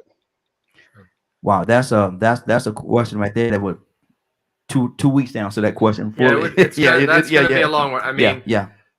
First of all, I guess, what is it? Speaking truth to power has to be consistent, it has to be often, it has to be everywhere, and it has to be on message. And you have to be willing to deal with the short-term consequences of doing that. But that means whether that's programs like this, and making sure that there are other programs like this. You know, you said that you're a disabled, you know, white person in Northeast Texas. But you're able to be on this program. Maybe at some point you can actually start a radio program of your own. It's about making sure that there's counter programming. I mean, they talk about the right-wing trolls on the internet. There actually need to be other folks on the other side constantly reprogramming and fighting back. And then again, at the end of the day, it's about voting. If you're not voting, it's just a lot of sound and noise. You know, it is the line from Shakespeare or Sound and the Fury, whichever one you want to quote. But it's sound and noise signifying nothing if we can't actually get out there and vote. And I think that's the constant thing that we've got to be telling people, is that we've got to be voting. Exactly. Willa Brown. Okay, we got and you can tell the phone line is blowing up, man. You're a popular guy, man. Okay. You're a popular guy. Good. Let me go to Curtis. Curtis is actually in Baltimore. Curtis, you have any questions? Yeah, I was just speaking to your phone, Curtis. You're a little low, brother. Speaking to your phone, brother. I was just curious. I heard the young man speaking of redistricting. I was just curious. You know, I was taught a lot of time growing up. I was taught that if you ever want to know the real measurement of the man who's been sitting in the highest seat in the land, is to pay attention to what he do after he get out of office. And one of the things I noticed is that when y'all was talking about redistricting, that was one of Obama and Attorney General Eric Holder's first initiatives. And I was wondering, had he did any study on their initiative and what they were doing? That's one. And my second question is, how does he truly feel about the democratic messaging that's going out to the populace as a whole? Okay, mute your line, Curtis. Okay, so Holder's organization that they founded to sort of work on the redistricting fight, it's new. So we're seeing it. And honestly, you have to remember that Trump appointed more judges in 4 years than Obama did in 8. Part of that was because they lost control of the Senate in the last 2 years, but that was because they were ramming them through. I think some of what Holder has to probably shift to, he's an excellent lawyer, don't get me wrong. And I think you do have to fight the fight on that front, because in some states like Pennsylvania, they were able to win a fight. Some states, their constitution, some states have their own voting rights laws and their own constitutional protections on redistricting. Georgia, for instance, does not, but Pennsylvania does. And so there are opportunities to win, and you go and get them where you can. And so they're doing and fighting that good fight. Ultimately, you've got to fight at the ballot box also. Yeah. So answering that. And as far as messaging, what is the Will Rogers line is, I don't belong to an organized political party. I'm a Democrat. There are days when it's good. It depends on the person, depends on the elected official. We are less unified in our message than Republicans. I think that's a problem, but I can't tell you, like, I could give you my solution for what the messaging should be. But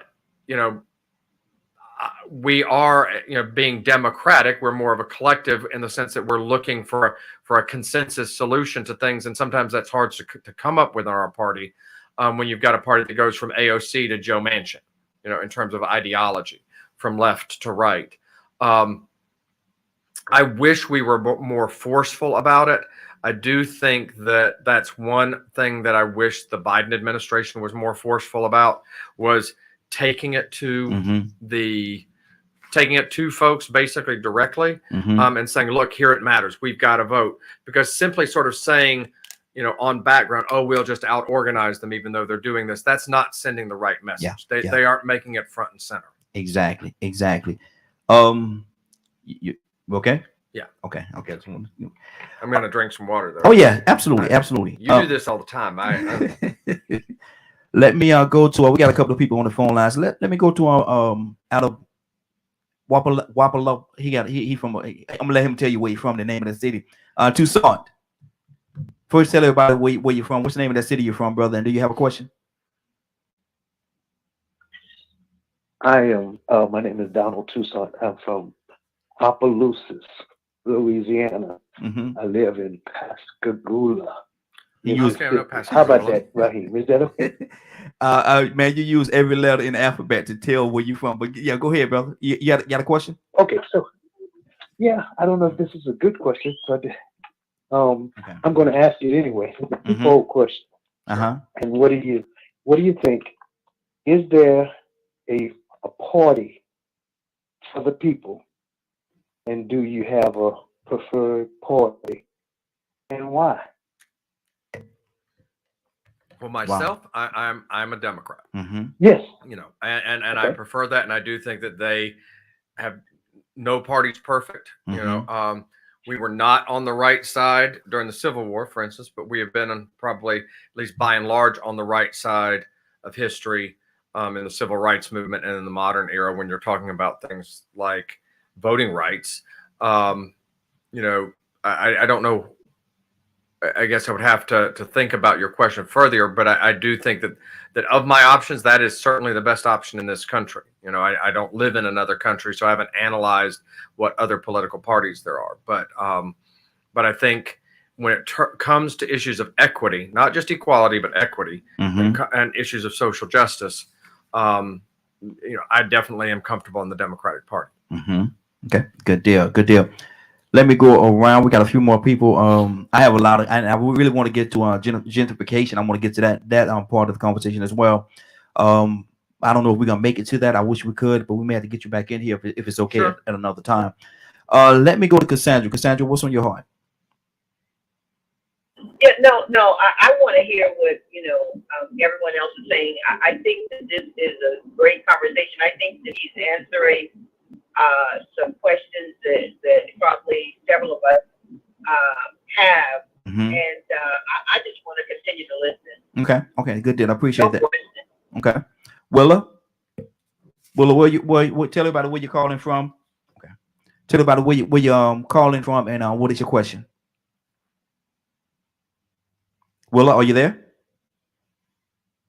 Maybe not. Yeah, I know, right? Let me see. Oh, I had her on mute. I'm sorry. I had muted her. She has some background noise. Okay. There you go. Now I can hear you. Muted, I know. Sorry about that. I'm just talking and listening away and ain't hearing nothing. But Willa, tell everybody where you're from and where you're calling from, and what is your question? Okay. My name is Willa Brown, and I'm calling from Chicago, Illinois. Right. And my question is, all my life I've heard Democrat and Republican. All my life. My father, he was involved in the political field as well. So I would always ask, why is it that the parties have to always be, like they're so divided? It's not like they're looking at the people needs, but they're looking so more at the party needs. That's what I hear all the time. Even though you guys might be doing some different stuff, that's what I hear. Sure. I hear Democrat, I hear Republican, but I never hear, okay, we need to do this for our grandchildren, our children. Because a lot of times when bills are passed or laws are passed, we don't see them. We don't see them until the next generation come in because you're arguing or debating, should I say, so much about the party. Well, and I think, yeah. The question is, you guys ever thought about that and tried to change anything? So I can only, speak from, so that has been a hard road to hoe. I do think that there are, first of all, Bobby Kennedy said public service politics is still a noble profession. There are still people there that are fighting for our kids, for our kids' kids, for other people's kids, and for our own future. That happens on both sides. In all honesty, there are good people on both sides. Yes. But there are very different philosophies about how to go about it. And then and some of those different philosophies honestly do become diametrically opposed to it. And it's kind of what it is. Now I understand you. George Washington, when he gave his farewell address when he was leaving office as our nation's first president. He was our only president who was not a member of a political party. Wow. And he warned against forming political parties because he saw that as a way of fractionalizing, of fracturing the country's unity. A very young country at that time that was just a collection of colonies. It really hadn't thought of itself as a country. And we didn't really think of ourselves as a country until after the Civil War. I mean, people were that was one of the big arguments is, are we a country or are we just a collection of states? So there are definitely problems and things you have to worry about with partisanship. That said, political parties exist in every country that's an organized democracy because there are ostensibly there's different economic philosophies out there, and that's usually, and sometimes there's different voting philosophies. Right now, you've got one political party that does seem to be more about power, because I'd be hard pressed to tell you their policies. Yes. Because it's easier to argue with some, or not argue. I mean, I used to tell folks, and indeed, it has gotten more partisan. So I understand. When I first got elected to the legislature in 2002, I was literally told by a legislator who had been there for probably 20 years, and they were talking about the partisanship in Washington, D.C. Yes. Okay. And they talked about, okay, they do it that way up there, but we don't do it that way at the state level. We work together. And that was true in the beginning. And by the time I left office, we barely spoke to each other if we were in a different political party.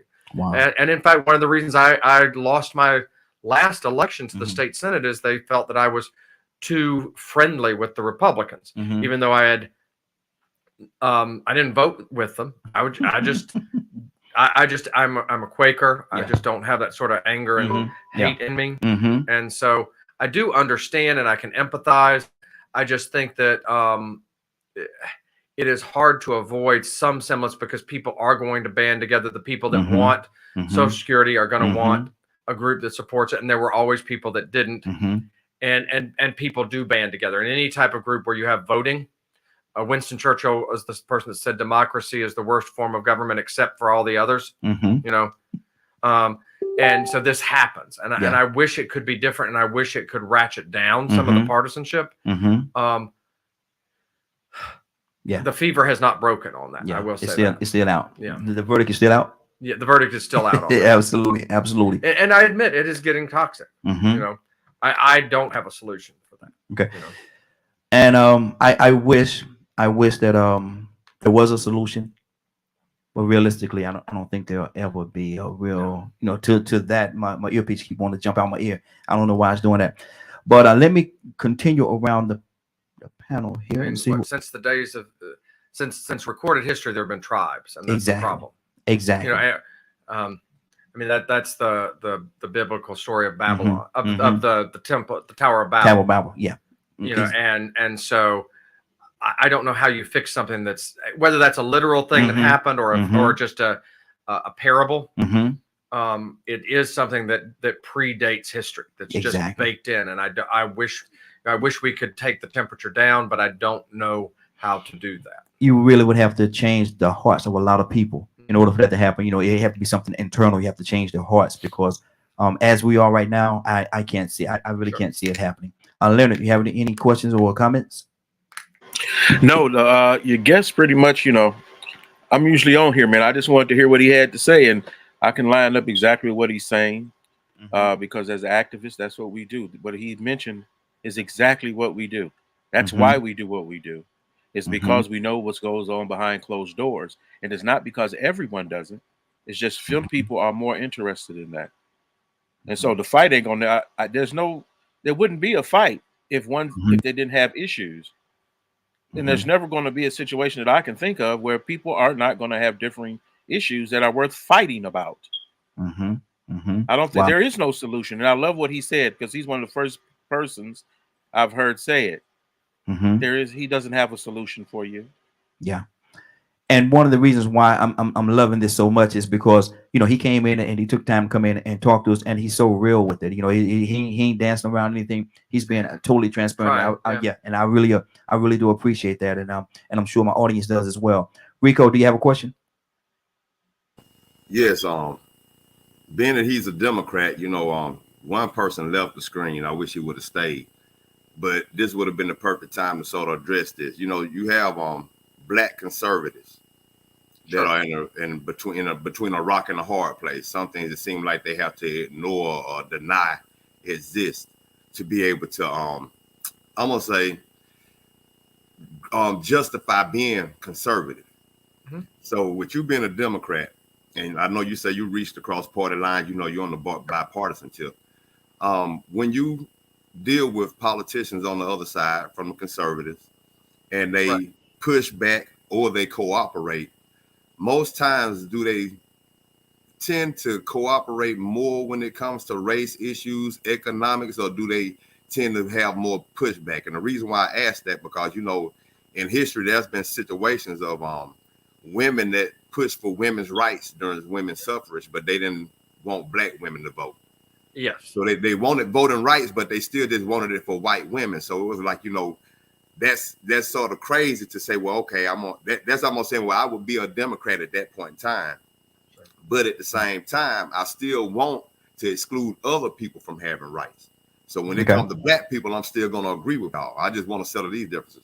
But so, what is the most you know, pushback that you get, and then what do you get most cooperation in? Because I think some conservatives are in denial when it comes to the fact that race is a big issue in the Republican Party, especially based off of how they responded to Stacey Abrams in y'all state.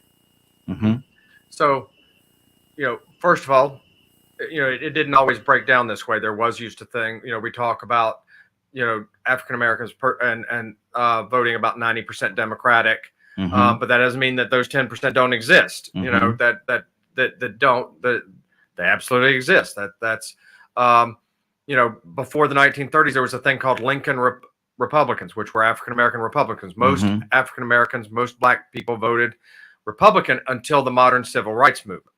And then there was this sort of great shift, and actually Southern whites voted Democratic until the 80s for the same thing. So that sort of shifting has happened. But you know, I guess the good thing, that means that parties can evolve, and they can. That arc of history thing. The bad thing is that it has become more racially polarized in the decades since the modern civil rights movement, where you have fewer and fewer African American, fewer and fewer black Republicans, because it's easier to be a conservative in the Democratic Party, like say Congressman David Scott, or not David Scott, but Sanford Bishop, who represents sort of Southwest Georgia, is more conservative in the grand scheme of things. Not he probably would still be to the left of Joe Manchin, but more conservative on that. The sad thing is that it seems now, and remember, I've only lived in the South, and so race does dominate. It may not be, people aren't necessarily wearing sheets, okay? But that doesn't mean the vestiges, that doesn't mean the decisions aren't being made in that way still. People don't even recognize that they're doing it sometimes. Systemic racism does not mean someone's diabolical. It means that sometimes they don't even understand their privilege and what they're getting. So it's very, so I will say that so a lot of things in the South do get decided on race. So I don't want to speak for an African American, for folks in California or on the West Coast or even the Northeast, where things are probably different. I would hope different, or maybe not. You know, I can say that the South, it has definitely colored our politics. One thing that concerns me is that when the Voting Rights Act was passed in 2002 under George W. Bush, it passed the Senate like 98-2. Now you can't get a simple majority. You can't beat a filibuster. And so you've seen things become, at the level of voting rights at least, more racially intolerant, and people are less likely to work across the aisle on issues of race. I don't think they couch it in the same terms. People don't sound like, you know, Buzz Connor or in Georgia Lester Maddox or those folks. You don't hear people talk like that anymore. It doesn't mean they're not acting like that. They know different ways. Everybody, you know, quotes the "I have a dream" speech. No one necessarily wants to live up to the dream. Exactly. Wow. And no one wants to listen to the rest of that speech. Apparently, there's you know, because there was that was not like, it was not a one-liner. It was not a one-liner at a news conference. It was a speech. And so I think that one of the things that you absolutely have to understand is that I think in some ways there's become less cooperation, but the language is different, and you know, it's not as in your face. Where they do cooperate, where I found more cooperation, not trying to wander into another kettle of fish, are on some of the more libertarian issues. Reform. I worked with a Republican legislator. I was the Democrat in the Senate. He was the Republican in the House, on reforming our state's medical marijuana laws. You and so you've got that. So you do have, but that's not all Republicans any more than that's all Democrats. Yeah. That's some group of people. Once you get bipartisan, you lose the fringes. There's no kumbaya. There's no 98-0 votes anymore on anything. Yeah. Okay. That has gone. And so, you might be able to get a majority in the middle, but it's on some of those economic issues or some of those other issues. You have found some movement, even in Georgia, on criminal justice reform, but there's a pushback because you saw them give folks, the voters in Florida, give felons who had finished their time and finished their fines and everything the right to vote. But the legislature definitely did not want those folks voting because the vast majority of them are persons of color. And so you saw them absolutely kicking and screaming to prevent that. And so it's fits and starts. I think it's sometimes 2 steps forward, 1 step back. I want to believe that there's still progress, but it has become more partisan, even on issues of race. Yes. And so that makes it harder. And I, there was a state representative here, Melvin Elverson in Gwinnett County, Georgia. He was a Republican, African-American. He had to run 3 times to get elected to a state rep seat in Snellville. And he's quite a good guy. Okay. But it was that hard to get Republicans in a primary. The Republican Party so wanted to have a person of color in the legislature that they had to lean on people to not run against him because they knew the voters wouldn't vote for him. Wow. And then when he ran for labor commissioner, he was probably the most qualified. I will say this, and he was in the other party. Okay. When he ran for labor commissioner, he was probably the most qualified person running in terms of knowing the issues. Yes. And he finished last in the Republican primary.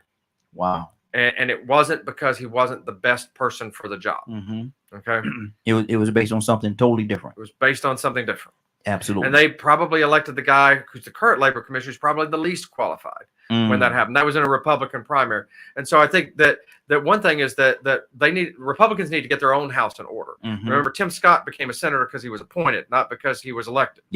And now he was able to hold the seat, and I'm not taking that from him, but he did not get there without being put there. He got some very questionable tactics. But that's a whole different conversation for a whole different day. We got a couple other people that just called in. Let me see who we have next up. Pete. Pete, good morning. How you doing this morning? Good morning, sir. How you doing? DKM Radio, Morning Globe, panel, listening audience. Yes, sir. Tell everybody where you're calling from. Georgia. Okay. We're actually calling in from GA. Okay, good deal. We have a great conversation going on this morning. We have Mr. Kurt Thomas. He's actually here talking to us and educating us on a lot of different things. We're talking about redistricting right now, and we're going to go. We got just a few more minutes, about 10 more minutes with him. But I want to talk a little bit about the gentrification as well. Do you have any questions or concerns? I don't have any questions necessarily.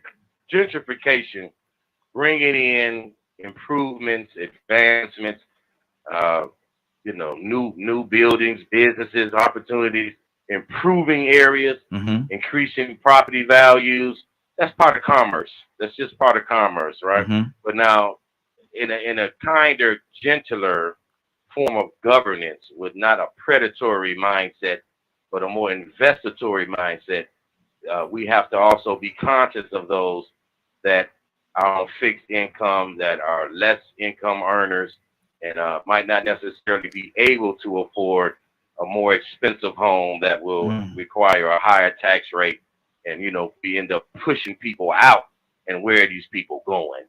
So, there has to be a balance when we talk about gentrification. It cannot just be a tidal wave of haves and those with ability smashing and crushing those that necessarily don't have equal access or ability to. So, okay, stay right there for a second. Stay right there for a second. Peter, I'm going to go on. Kurt, where is that line? Where is that line of compromise for the individuals that don't have and is not able to stay in the area that's being built up, if you will? Well, I mean, I think first of all, you do have to, if you're rebuilding an area, but it's not for any of the people that live there, then that's a problem. Yes, sir. And especially, okay, in Atlanta, where you just don't have a lot of mass transit, if you're forcing the people who can least afford the cars and the drive to move further and further away, making it harder to drive, you're just creating a structural level of poverty where, yeah, you're making it nice for your downtown, whether it's downtown Atlanta, downtown Decatur, or the small towns, downtown Duluth and Norcross. But again, if you're building, but for whom? And so I think that one of the things that you have to do, when you build that high rise, because you're going to bring in more people. Can we set aside certain number of units so that the people that were already living there can still live there? Because again, if you're improving an area, but it's not for any of the people that live there, then what's the purpose? What's the purpose of that? And I understand the purpose may be to make a profit, but at some point we also have to try and make society better. And it's not making society better if we're just playing whack-a-mole with poverty and moving it further. It used to be moving poverty into the cities, and now it's trying to move poverty out of the cities. But you're never actually trying to address the issue of poverty and economic opportunity if you're just playing whack-a-mole, trying to make them move so that they don't live, whoever they are, whether that's poor whites, in Cabbagetown, or African Americans on the south side of Snellville. If you're gentrifying an area and it's not for them, why are you doing it? Exactly. And so you've got to, the balance is probably in getting into the weeds of how you do zoning, and the weeds of how you do economic, how you structure some of these zonings and permits so that you keep a certain percentage of the area affordable for the people that were there. So that you're not, especially in a city like Atlanta that has terrible mass transit. I cannot stress that enough. Forcing in the modern system, gentrification is for, in the 70s, that gentrification was building up the suburbs, forcing the poverty into the cities. Now it's forcing the poverty out into the suburbs because you're building back the downtowns and none of those low-income folks can still live there. Forcing them to places where it makes it harder for them to get a job, harder for them to drive to a job. You're not helping things as a whole. And as a government official, you're supposed to be helping for the whole, not helping the guy get the maximum amount of money for this piece of land here on 78 Highway, but how do I make things better for everyone here on the 78 corridor? Exactly. Which is where we are right now. Absolutely. Let me ask you this question. And I know we got about 5 more minutes before you have to get out of here. You have another engagement you have to go to. Accountability in gentrification. Does that exist? In Georgia, no. I'm not saying they don't do it other places. Okay, don't get me wrong. I think that they've done a better job in places like Chicago and Baltimore. Although there are problems everywhere. There's no perfect. And if you look at a city like San Francisco, that's very unaffordable to live in. I guess there are places worse than Atlanta and worse than Georgia. But here we're not set up for that. We haven't had the political will, especially because at the county commission level, the developers tend to rule the roost, and they're out for the money, not necessarily. They're wanting short-term profits. The only reason you would have built these 70s strip malls, that if anyone had taken a look at them, and just with an objective eye, they said, no, that's not going to stand the test of any time. If they had built it right to begin with, we wouldn't be building it over. And what they're building is stuff that looks like cities that were built back in the 50s, 40s, 30s, 20s, because those are the types of architecture that stands the test of time. So clearly that doesn't exist here. And you have to get that done at the local level, county by county, city by city. You could try to do it at the state level, but we'd need a different governor and a different legislature. Absolutely. Man, we got 4 more minutes, man. I know everybody got so many different questions. Let me go to Curtis. What's on your heart, brother? I'll meet you there. Curtis? Well, I'm right here. Yeah. So you say the brother's name is Kurt, right? Kurt Thomas? Yes. Kurt Thomas, right? Thompson. Oh, all right. So I already know he's great. We got the same name. Oh, Lord. All right. Anyway. Lord. Anyway, listen, Representative Thomas, if you ever get a chance, the main state library here in Maryland, Baltimore specifically. The main state library here in Maryland is here in Baltimore City. Sure. Okay. And when you speak in terms of redistricting and regentrification, right?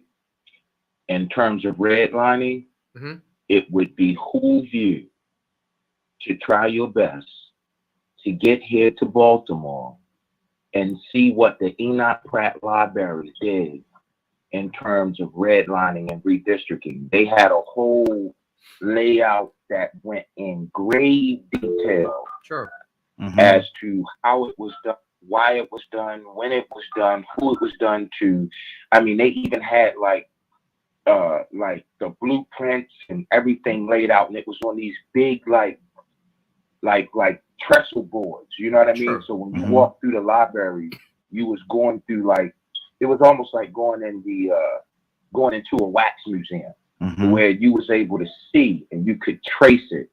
And they even went as far as to explain how, okay, it was here and then it moved from here to here. They realized it worked and it moved from here to here, from here to here. But they basically break it down. And I think it would be a phenomenal opportunity for you to come and see it for yourself. I'm not sure if they still have it set up, but I'm pretty sure that they have some video footage, you know, for those that could, because it laid out right around COVID. So the Enoch Library was kind of shut down and wasn't letting a lot of people in initially. They wasn't letting nobody in initially. And then shortly thereafter, very few people was able to get in. So it would behoove you to check if I get up to Baltimore, I will definitely go see that. And, yeah, if I get up to Baltimore, I will definitely go see that. Certainly redlining is probably one of the more egregious things that happened in terms of how we got where we are. You know, that's how they pushed poverty into the cities, into the inner cities. Exactly. Let me do this. I have to do this because my baby girl, she's actually in the Navy, and she called in. Miri, are you there? I'm here. Okay, we're talking to Mr. Kurt Tompkins, and he's actually talking about redistricting and gentrification and things of that sort. Do you have any questions or concern? Not publicly. Not publicly? Oh, okay. You want to talk to you in private. All right. Well, y'all know how to get in touch with me. There you go. And that's exactly what I was about to ask. If someone wanted to get in contact with you and wanted to extend this conversation a little further, how could they get in contact with you? So the best way would probably be email. Well, I am on Kurt Thompson on CURT Thompson on Facebook. You can find me. I'm not the only one. There's also Kurt Thompson, who's an Olympic an Olympic track and field star in the last Olympics, the 20 that just happened, the ones that were postponed. Did he win? I'm not him. Did he win? He did. Okay. Yeah, he did well. Claim it. Yeah. Folks were sending me going to my Twitter handle, congratulating me, and I'm like, yeah, y'all need to send him the love. Like, exactly. Our handle's off by once, but Kurt Thompson, you can find me that way. My email, I'll put that out there. It's Kurt, that's CURT at kurtthompson.com. Okay. Those are the two best ways. I'm on Facebook, Twitter. I do have Instagram, but to be honest, I'm old enough to where I don't have a lot of posts. I do a lot of scrolling and liking. I don't have I am not gifted with the camera. I'll cut off the top of your head. Exactly. No matter how short you are or tall you are, I'll figure out a way to not get you centered in there. There you go. So, but Twitter, Facebook, and then the email if you have a direct question. Good deal. And then you can, if you friend me on Facebook or if you like me on Facebook, then you can instant message me there. And if you got a question, you can question me there as well. Okay, good deal. I just put you on the screen there so people could actually pull it up and see it. It should come up there you go.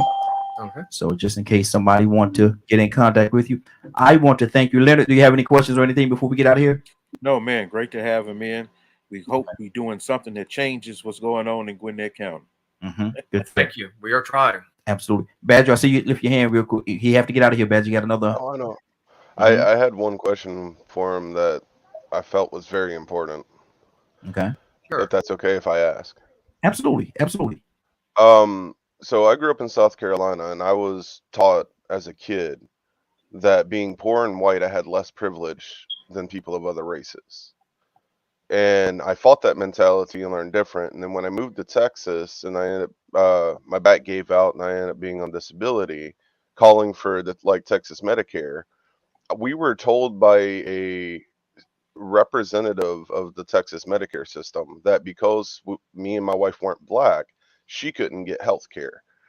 And it seems like that's a common thing that's taught to most white people. What is a way to undo those teachings? I mean, some of that is information. Knowledge is power. First of all, race is not a reason to not be on Medicare or Medicaid. Second, do you know the largest percentage of people on Medicaid, which is supposed to be, poor people? It's not black people. It's single white women who are mothers. That's the largest single group on Medicaid. That's the largest single group on food stamps. Single white women with children. And that's just because there's more of them. I mean, it's not trying to be, I mean, it's just a numbers thing. And so I think some of it is arm yourself with facts. If someone's telling you can't, it's because they don't want you to have the benefits. Exactly. If someone's telling you, a poor white person has less privilege than a poor African American or a poor black person, like show me where and when that happens. If see, that's how I approach it too. If my son gets stopped with a joint, the cops are going to send him home to me. Yeah. Okay, with a ticket and for me to deal with it. If your son gets stopped with a joint, he's going to jail. Yes, absolutely. And it doesn't matter. Yeah. And that's true. And your kid can be in an Escalade, and my kid can be in a 1998, Toyota Corolla, and my kid's still going home. Yep. And your Escalade's still getting impounded. So I don't think that. But some of that is you have to look at the statistics. That it just there, whether it's incarceration rates, arrest rates, whether it is who's on public assistance, there's simply no data to support that. Now that doesn't mean life is not hard for poor people everywhere. Yeah. Okay. Yeah. And if you and in some ways, if you are the typical poor white, if I am stereotyping, is in a rural area where your only solution to poverty is to leave. Yeah. Okay. Yeah. Whereas admittedly leaving, if you're in downtown to get from Vine City to Midtown, is you can walk.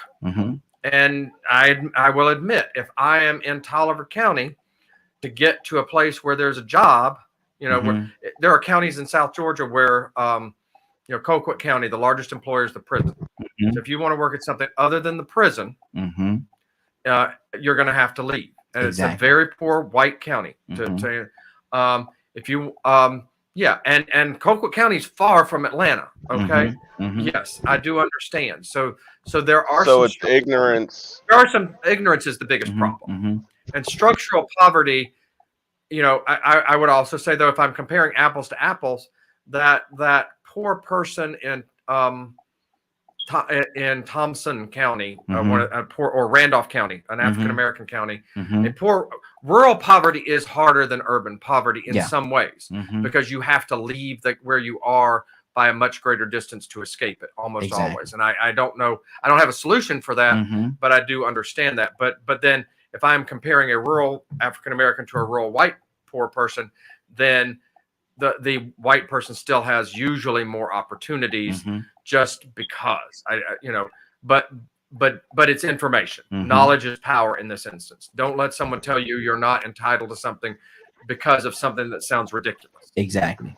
I understand that. I just wanted the people to hear it from you. Okay. Thanks. Well, I could keep you here all day, but I know you have another. I could keep you here. This doesn't pay the mortgage. So exactly. I gotta do the other stuff. Exactly.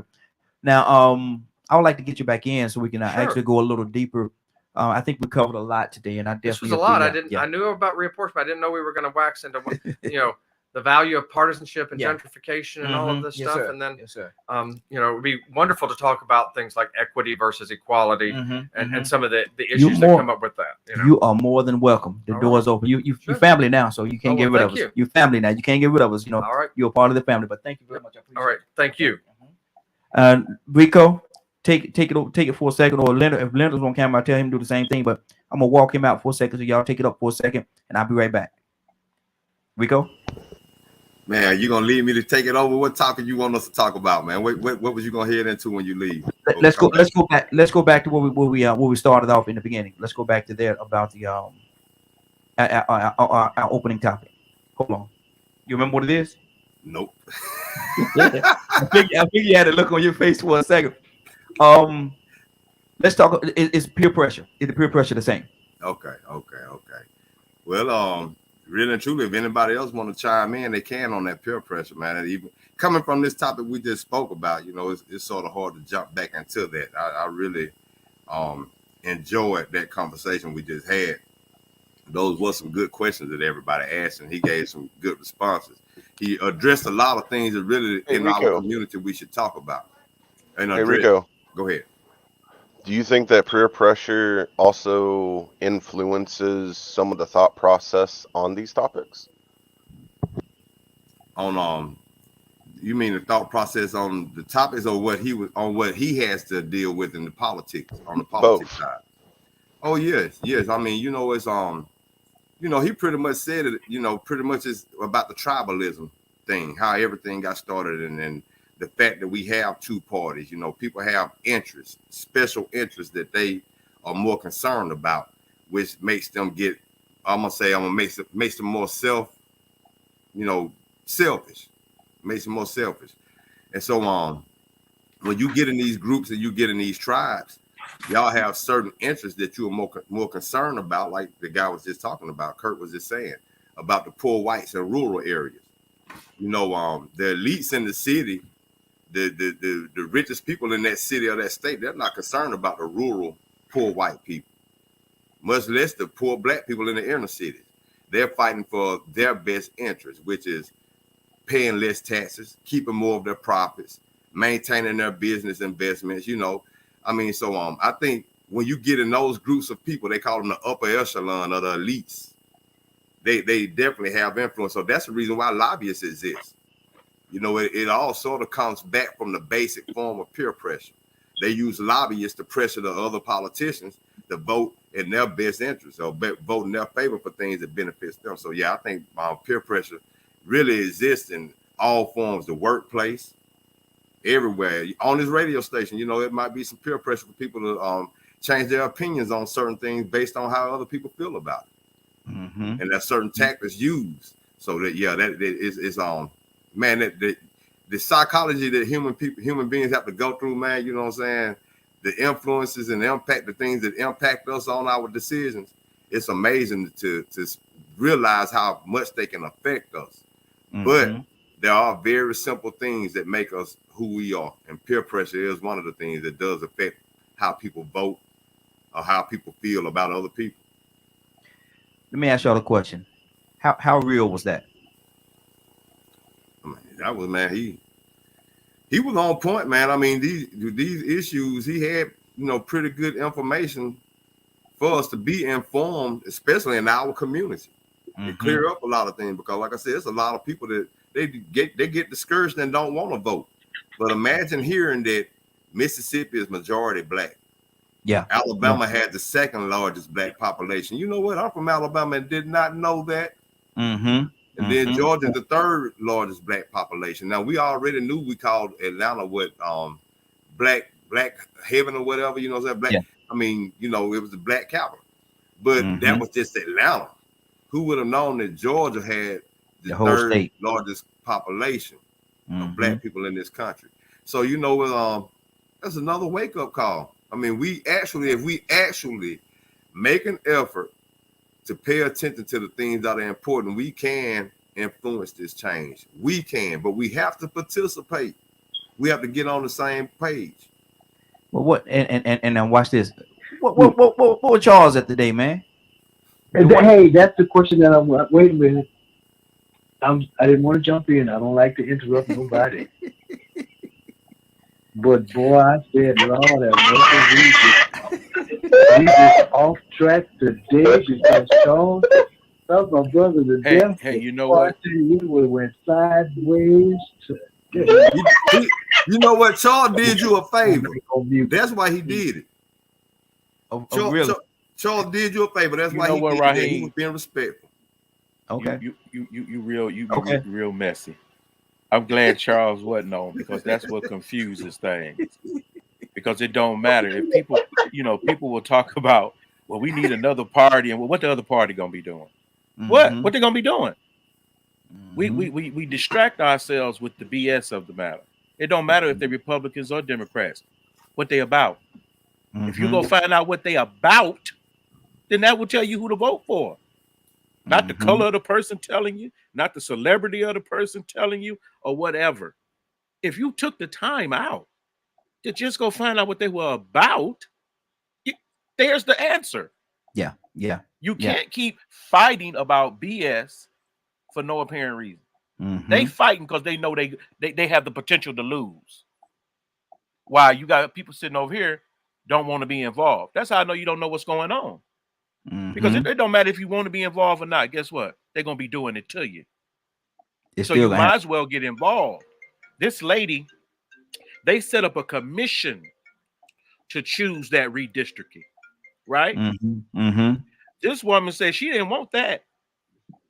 So she went and drew her own map.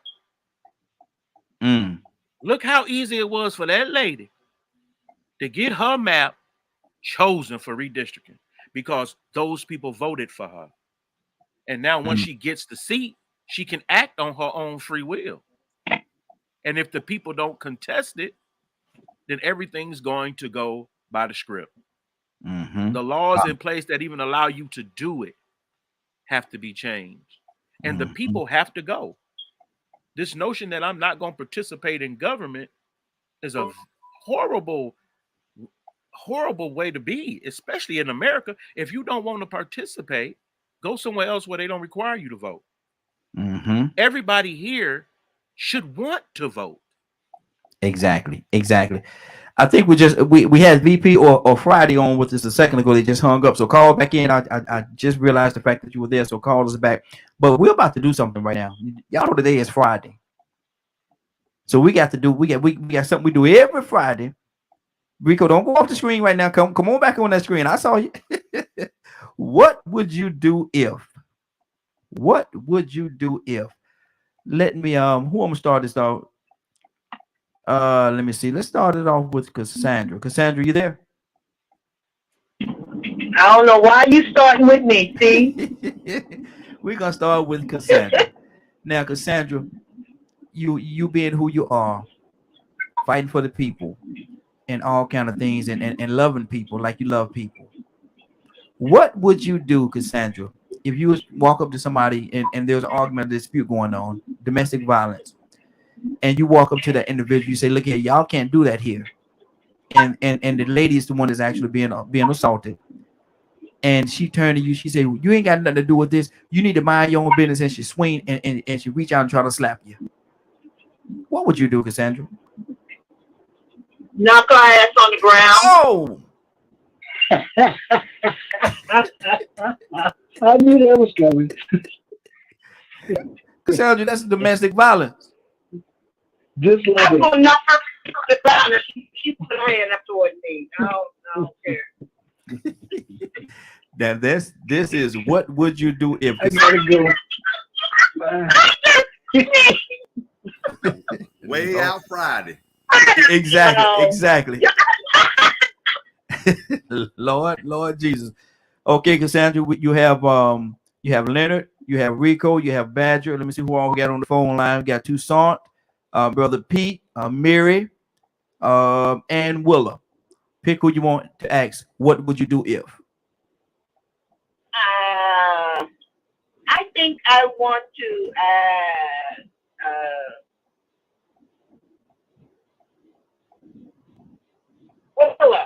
Willa, are you there?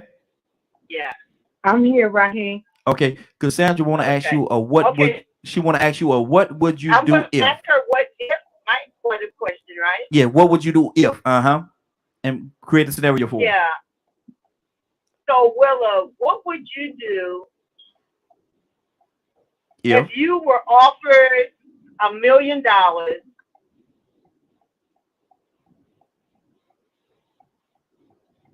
That's it? To deny. I'm trying to get it together. Okay. It's hard. If you offered $1 million to deny your faith. Oh, that's easy. Okay, that's the easy one. Yeah, that's an easy one. Yeah, that's easy one. I'm sorry. Yeah, that was too easy. Yeah, that was too easy. Mm-hmm. Yeah, but we got some people on here that would definitely. No. Let her answer. What would you do, Willa? What would you do? That's easy, Raheem. They can keep that $1 million. I wouldn't care if it was $100 million. Mm-hmm. They can keep that because I'm sold out. Mm-hmm. I'm sold out for my faith. Yeah. I know that there's nothing that I can't do. Girl, don't now she's trying to get me to be on this line for more than 3 minutes. But I'm telling you. You want my cash app? You don't want my comment. You want my cash app? That's all I want to know with that million. Lord. Okay. Willa, you got you have Rico, you have Leonard, you have Badger, you have Miri, you have you can't ask Cassandra, she just asked you, and Brother Pete and Donald Toussaint. Actually, okay, Rico. I got a good one. Hold on. Let me do it. Hold on. I got to do my little tagline. Rico, Willa want to ask you. Rico, Willa want to ask you, what would you do if? Is that okay? That's okay. All right, Willa, go ahead and ask the question. Bobby Brown. Rico, are you married? No. Oh, are you in a relationship? No. Nope. Okay, well here's the question anyway. What if you were going through financial ruin and you couldn't pay your bills and nothing was going right and you was about to lose your house? What if this rich man offered you $1 million to sleep with your wife? Would you do it? Ain't no way possible. Ain't no way possible. It's something else I'm gonna be able to do to get that money before I disrespect myself like that. Money can't buy everything. And in today's society, most people think about money over everything. But with that, my principles wouldn't allow me to go down with that. Even if she was cool with it, if she told me she wanted to do it, I'm gonna divorce her. Go with her. Mm-hmm. But I wouldn't be able to do that. I wouldn't be able to deal with her right after that. Mm-hmm. Because if he could give me $1 million to do that, he probably got 400 million more to take her from me anyway after that's done. So once that line has been crossed, you know what I'm saying, she done tasted that Kool-Aid. Mm-hmm. And if it's too sweet, she might be addicted. Mm-hmm. Wow, so that's good. That temptation I don't want to put out there on her. Mm-hmm. Okay. Rico, pick who you want. Okay, I was gonna ask Willa. Let me say this too. I knew Willa was gonna make that an easy answer because of the way she pray. I'm like, man, that's easy. Yeah, exactly. Let me ask Miriam. Miri, are you there? I am here. I accept the question. Okay. All right, Rico. Okay. Miri, Rico want to ask you, what would you do if? Do you accept it? Yes. Okay. All right, Rico. Now, don't you get messy on me now. Nah, I ain't gonna do that, man. This is a good one, man, because I saw this situation yesterday. Okay. What would you do if you were driving in 25-degree weather and you came upon a 2-year-old child walking outside barefoot in a pamper and abuse marks all over them? And then all of a sudden, after about 30 minutes, the parent came back and tried to claim that child. Miri? No, you're not claiming that child. Mm-hmm. Because you don't love that child, or at least you don't show that child that you love that child. So, if you want your baby back, then you need to go through the necessary steps to get your baby back. But your child is with me and the authorities at this point. You're not getting that child back. Rico, I think you touched the nerve there, but you ain't getting this child back. She's angry. Hey, can I comment on that right quick? Absolutely. I asked that question because the guy that did it, he's a rapper. up and coming. I don't know if he's famous, but in some of these cities, you can be local and still do pretty good. You know, if like you in New York and Chicago. And this guy ran. He came across a baby, and first thing I thought was if that was me, from that point forward, I would probably do everything I could to adopt that child. And he actually showed pictures of the child, man, and that child had some marks on his back. Like, it was one thing to see the child just in the pamper like that. But then when he put the camera on his back and you saw the marks on his back, man, I don't think I would ever be able to go another day without knowing if that child was going to be all right. So I think I would also try to adopt that child from that point forward. I would make an effort to see if I could be that child's guardian from that point forward. Rico, I'm gonna tell you something, man, and I might be being a little too transparent right here when I say this, man, but I would really want to do something to them parents, man. I want to do something to them, man. You know, because like I say all the time, man, kids and old people, you're not gonna disrespect them in front of me, man. I live or die by that, and I would really, you know, have to restrain myself not to do anything to the parents of that child, man. I really would. Mary, who you gonna pick, Mary? I pick you. I got a question. Who you pick? You. I'm the question asker, Mary. Were you still on the panel player? Oh, okay, all right. Talking to your phone because you're a little bit low. Can you hear me now? Yes, I can hear you much better. What's your question? What would you do if all your kids, God forbid, turn out to be homosexual atheists?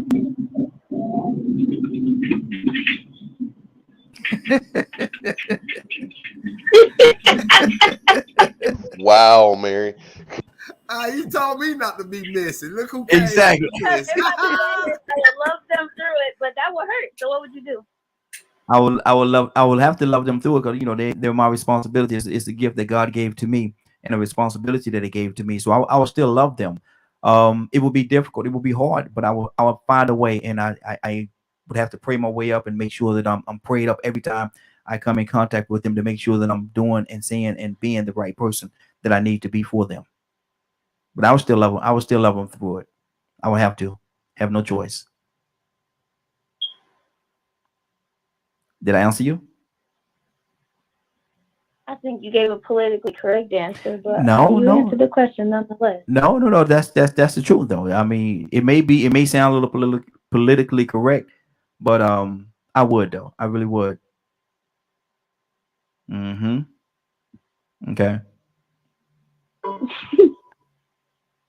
Somebody said, ain't gonna say it. Okay. Oh, look at Rico, boy. Rico could be messy sometimes. That joker there could be messy. Butterflies in that stomach. Butterflies in that stomach. Wow. Okay. Who? Let me do this. Light skin Bobby Brown.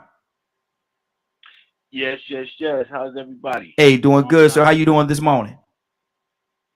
Oh, I'm tired as always, brother. But you know, so let me check in with my man. Y'all look like y'all's having an interesting conversation. I don't know what it's about, but I just wanted to jump in and see what's popping. That's all. Well, right now we're at the point of the broadcast. Right there on the end, at the end of every Friday, we do a segment called for the last 30 minutes. What would you do if? And I'm gonna ask you a question. What would you? As a matter of fact, no. I'm not gonna do it. Leonard, ask Bobby Brown. What would you do if? Hit him with something. What would you do if? Okay. Yes. What would you do if someone asked you to leave the country for $1 million? Ask him if it's a round trip ticket where I can come back. That's what I would do. That's what I would do. But just to leave, or you know, just to leave. Period. You can't come back. Nah, I'm scared of heights anyway, so I know that trip be on the plane. I ain't gonna get on the plane that long. So nah. Just have to decline that $1 million. Keep playing the lottery until I get lucky. There you go. Now look here. I'm gonna throw another real quick one at you. We got a few more minutes. I'm gonna throw a real quick one at you. Now, Richard Pryor is, in my estimation, the greatest comic of all times. Would you agree with that? For me, is yeah. Okay. Now, so that means that you have great respect for Richard Pryor and everything that he's done to pave the way. If somebody come to you and Richard Pryor was still here, and somebody come to you and say, "Look here, I'm gonna give you a $1 million to go over there and slap the fire out of Richard Pryor." Now he's an old Richard Pryor, he's up in age now. They say, "I'm gonna give you $1 million on the stage here in front of all these people here in the Madison Square Garden, in front of all them people. I'm gonna give you a $1 million, but you got to go over there and slap them." And he's sitting in a chair, can't help but get up. You got to go over there and slap him out of that chair. Would you do it? Nah, I wouldn't do it. Because money ain't everything. You have to have some principle on some stuff. Yeah. Joke and play a lot, but I couldn't do that. I probably wouldn't make it out of there anyway, man. Amongst all them people, they'd probably kill me before I can get to the, get my hand back, from the slap. Exactly. So, nah. Oh, you're gonna be through. Okay, now we got yeah. Who you want to ask, or what would you do with? Let me see. Cassandra, who we got left? Cassandra. Well, I asked Cassandra. Actually, it's open. It's open right now. Brother Pete and Badger hadn't been asked. I know Brother Pete and Badger hadn't been asked yet. So you got those two. I'm back in. Oh, Tucson hadn't been asked either. Pick somebody. What, me? Yes. Me to ask a question? Yes. What would you do if? Who's on the panel again? We got 3 that hadn't been asked already. We got Tucson, we got Badger, and we have Pete. I got a question for him. Yeah, Leonard open too. Leonard, I don't think Leonard answered the question yet. Leonard, did anybody ask you that? Yeah, okay, Leonard too. Okay. Ask Leonard one, man. Hit Leonard with something. Okay. If I don't know I don't know your marital situation or whatever. But let's just say that you had gotten divorced, or if you've been divorced before and it was a bad breakup. And it was your ex's fault, for whatever reason you broke up, would you take her back if she was sincere in an apology and wanting to go back to go to counseling and all of that? Been there, done that. Probably so. This depends. Probably so. I'm not against that type of thing, but no. Okay. Not for me. Not for me. Okay. Leonard, you have Tucson, and you have Badger. Which one you gonna pick? Let me ask Tucson. Is Tucson still there? Yes. Tucson. Hold on. Yeah. Hold on. Would Tucson, you? Leonard, hold on. Let me do my little spiel. Leonard has a what would you do if? Can he ask you the question? Yes, good. Okay. Leonard. If someone offered you money to move from the South, would you do that? When you want me to leave? I just wanted to know. Yeah, because you know what, I'm not planted in any particular place. The world is a whole big place. Beautiful. I mean, there's some places that I've never been. I just wouldn't go. Now, I couldn't live in the North because it's too cold. So, but you can always, if enough money, I can always turn the heat up. Yeah. Now y'all are being nice. Y'all are being real nice today, man, with these questions, man. Y'all are being real generous today. Did we fall off? Huh? I'll be doggone. Y'all being real generous. Tucson, you gotta ask Badger a question. And Mary got a question for Badger too, though. But ask Badger, what would you do if Tucson? What happened? Tucson? Oh, done lost Tucson. Mary, ask Badger your question. If you could, what would you do if? Do I gotta wait for you to say it? Yes, Badger. Mary has a what would you do if?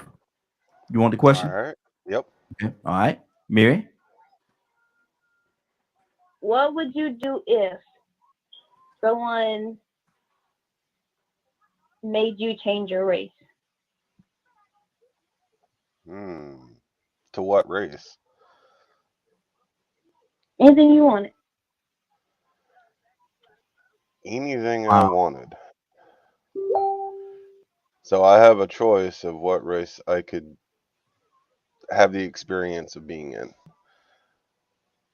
Yes. The black race. I want to personally experience what y'all have shared with me, just to have it, instead of just being empathic and look at it from an outside perspective. And I've experienced things that are close, but not those exact things. So I would like to actually experience it myself. I know what it's like to be Native American and poor and white. Why not add black to it too? That's good. That's good. Okay. Okay. Imagine. Yeah. You know how to dance? Used to. I used to be able to do the Zamba. I'm just saying that might be a good influence, a good reason why you want to do it, so you get something that they get down in you. That's soul. You know? Hey man, if my back gets better by becoming a different race, I'm down. Yeah. Hey, Tucson, you got you still haven't asked your question yet. Who you want to pick? I'm sorry, Badger, but I got to ask you since you want to be black. Uh-oh. Okay. Oh Lord. Badger, go ahead and do your spiel. Do your spiel. I got one. Okay, Badger, Tucson, want to ask you what would you do if? Can he ask you a question? Absolutely. Go ahead. A little scared though. So Badger, now you're black. If you were a black Baptist pastor, what would be your first message? What would you do if you was a black Baptist pastor? Woo! Now y'all getting Donald, good. you should have known better. Oh, dude. My first passage, or all right, would to be forget everything you've ever learned. We're gonna start fresh. That's good. Because I don't know how far you want me to go into that. That's loaded. Oh yeah, exactly. We're good, and we're good to get out of here. But I'm gonna go to Rico before we get out of here. I'm asking him a question real quick. Rico, can I ask you what would you do if? No, man, you so silly, man. I don't know what to expect, man. You know what I'm saying? You know, you call me on the phone and ask me, you tripping. I'm ready to go ahead. Go ahead. I'm ready for it. Let me brace myself. And as a matter of fact, I want everybody, if everybody don't mind, I want everybody to answer this question for me. But Rico, I'm talking to you first. Okay. We're at Madison Square Garden. You look out there, and everybody that you see out there, the place is packed. You don't see, you may see 10 black people in that audience. 10 black people in that audience. And two of them are very close relatives of yours that really look up and respect you a whole lot. Rest of them don't look like us at all.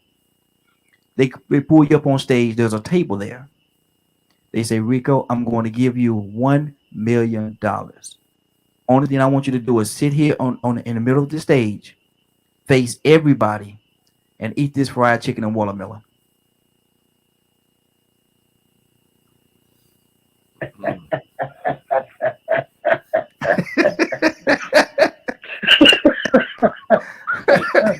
Well, you came with that. We came with one then, man. You know what I'm saying? And you know what? This is the killing part.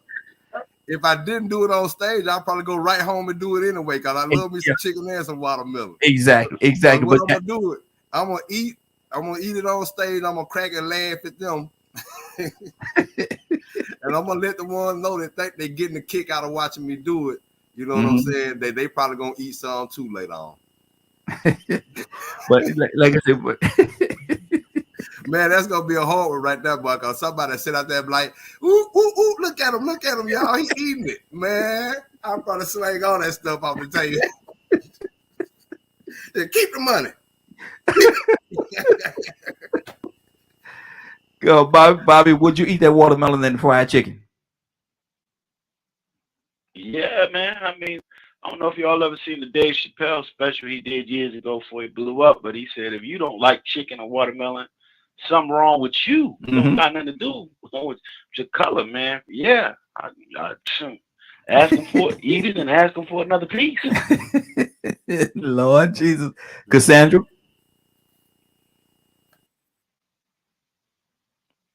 Cassandra, you there? Cassandra. Toussaint, what you gonna do, brother? Unfortunately, what I would do is ask him, so now you got a banana for dessert and slap the pie. Now, how much you gonna charge him for that banana? He can have it for free. He can have it for free. Mary? I'm here. Oh, you gonna eat that fried chicken and watermelon? I don't eat chicken, so no. Okay. Okay. Willa? Hey, Raheem. Now, are you gonna I was just trying to look at it from two sides. Mm-hmm. Because I've also did some acting. And I was on stage. And I didn't get paid for nothing. Mm-hmm. So now you don't pay me $1 million to be on stage to act. So yeah, I think I'll do it. Wow. Wow. Okay. What no, you all right, just okay. Man, I just thought about it. I tell him, man, look, man, I'm trying to be healthy. Grill or bake that chicken for me. No, you gotta be fried chicken, brother. I can't be fried, man. Can I have some salt with that watermelon? Badger say he is black. Yeah, Badger is black. Badger, you black now, brother. You what? Black. I did have a question, by the way. Okay, what's your question? It's actually for Mary. Mm-hmm. Okay. Is she still there? I'm listening. Yes. Hold on, Mary. Badger has a what would you do question for you. Do you want to answer it? I do want to answer it. Okay, Badger. If we were forced to swap bodies, do you think you could handle being in my shoes? And do you think I could handle being in yours? Yes. I do think so. To both questions? Uh-huh. Okay. I do. I would think so. Okay, cool. Because I don't really. I mean, are we living the same lifestyle? Because I'm trying to. Yeah, like the same lifestyles. You know, I don't know about your physical, and I don't want to ask you on live radio. You know, but I would have to experience all the things that you have to experience, and you would have to experience all the things that I have to experience. With recent events, no. I don't think that. I don't know much about your lifestyle other than the healthcare portion. But as far as me, my recent events, I don't think that you'll be able to handle it. Mm-hmm. Wow. I'm looking at the clock. It's time for us to get out of here. Rico, he cut his camera off on us. He'll probably over there laughing. You know, Rico, Rico will get the giggles on you. What's going on at 3 o'clock today, sir? You muted. If you missed today's show and would like to see or hear today's rebroadcast, you can tune in at 3 p.m. Eastern Standard Time on www.dklmediagroup.com. Good deal. In its entirety. In its entirety. There you go. Willa, you ready? Real quick. Yes, go ahead. I don't have Badger's information, but I want to clarify why offline. Mm-hmm. Okay. Cool beans. Why I feel that. I don't think he can't handle something. I wanted to know why. Okay. Wait till we get finished and I let you ask that question. Oh, I was gonna say she can also have my telephone number. I've been wanting to talk to her for a while anyway. Uh-oh. Willa, you ready? Ready, Raheem. All right, prayers out. Let everybody mute the phone. Amen. Let us go before the throne of grace this morning boldly. Father, we thank you this morning for allowing us to get up to see another day, to get it right with you, oh Lord. Father, we thank you for everything that we do in our lives, Lord. Proverbs chapter 18, verse 21 says that death and life lies in the tongue. So, Father, help us to make the right decisions. Don't allow our emotions or our feelings to separate us, oh Lord. Keep us on one accord, Lord. But most of all, don't allow it to separate us from you. Father, we love you, we honor you, and glorify you this morning.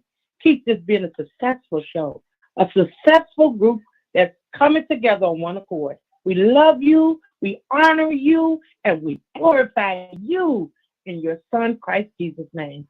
Amen. Rico, you okay over there? Okay, just look, just checking on you. It is now 10:12. I want to thank everybody for joining us today. I want to thank everybody for allowing DK Media Group and associates to be a part of your day. It is now 10:12. You're about to exit the morning glow, but before you go, I want you to do me two favors, if you will. One, I want you to continue to pray for us because we're certainly praying for each and every one of you. Number two, why this is real simple. I want you to go out there, find somebody, and give them a hug because you never know. It could be the only hug that they get, or it could very well be their last. Get an opportunity to go out there and give somebody some love. Love them. Love on them. Love on them. Y'all have a great day. Take care of each other. And if you don't do anything else, please be blessed.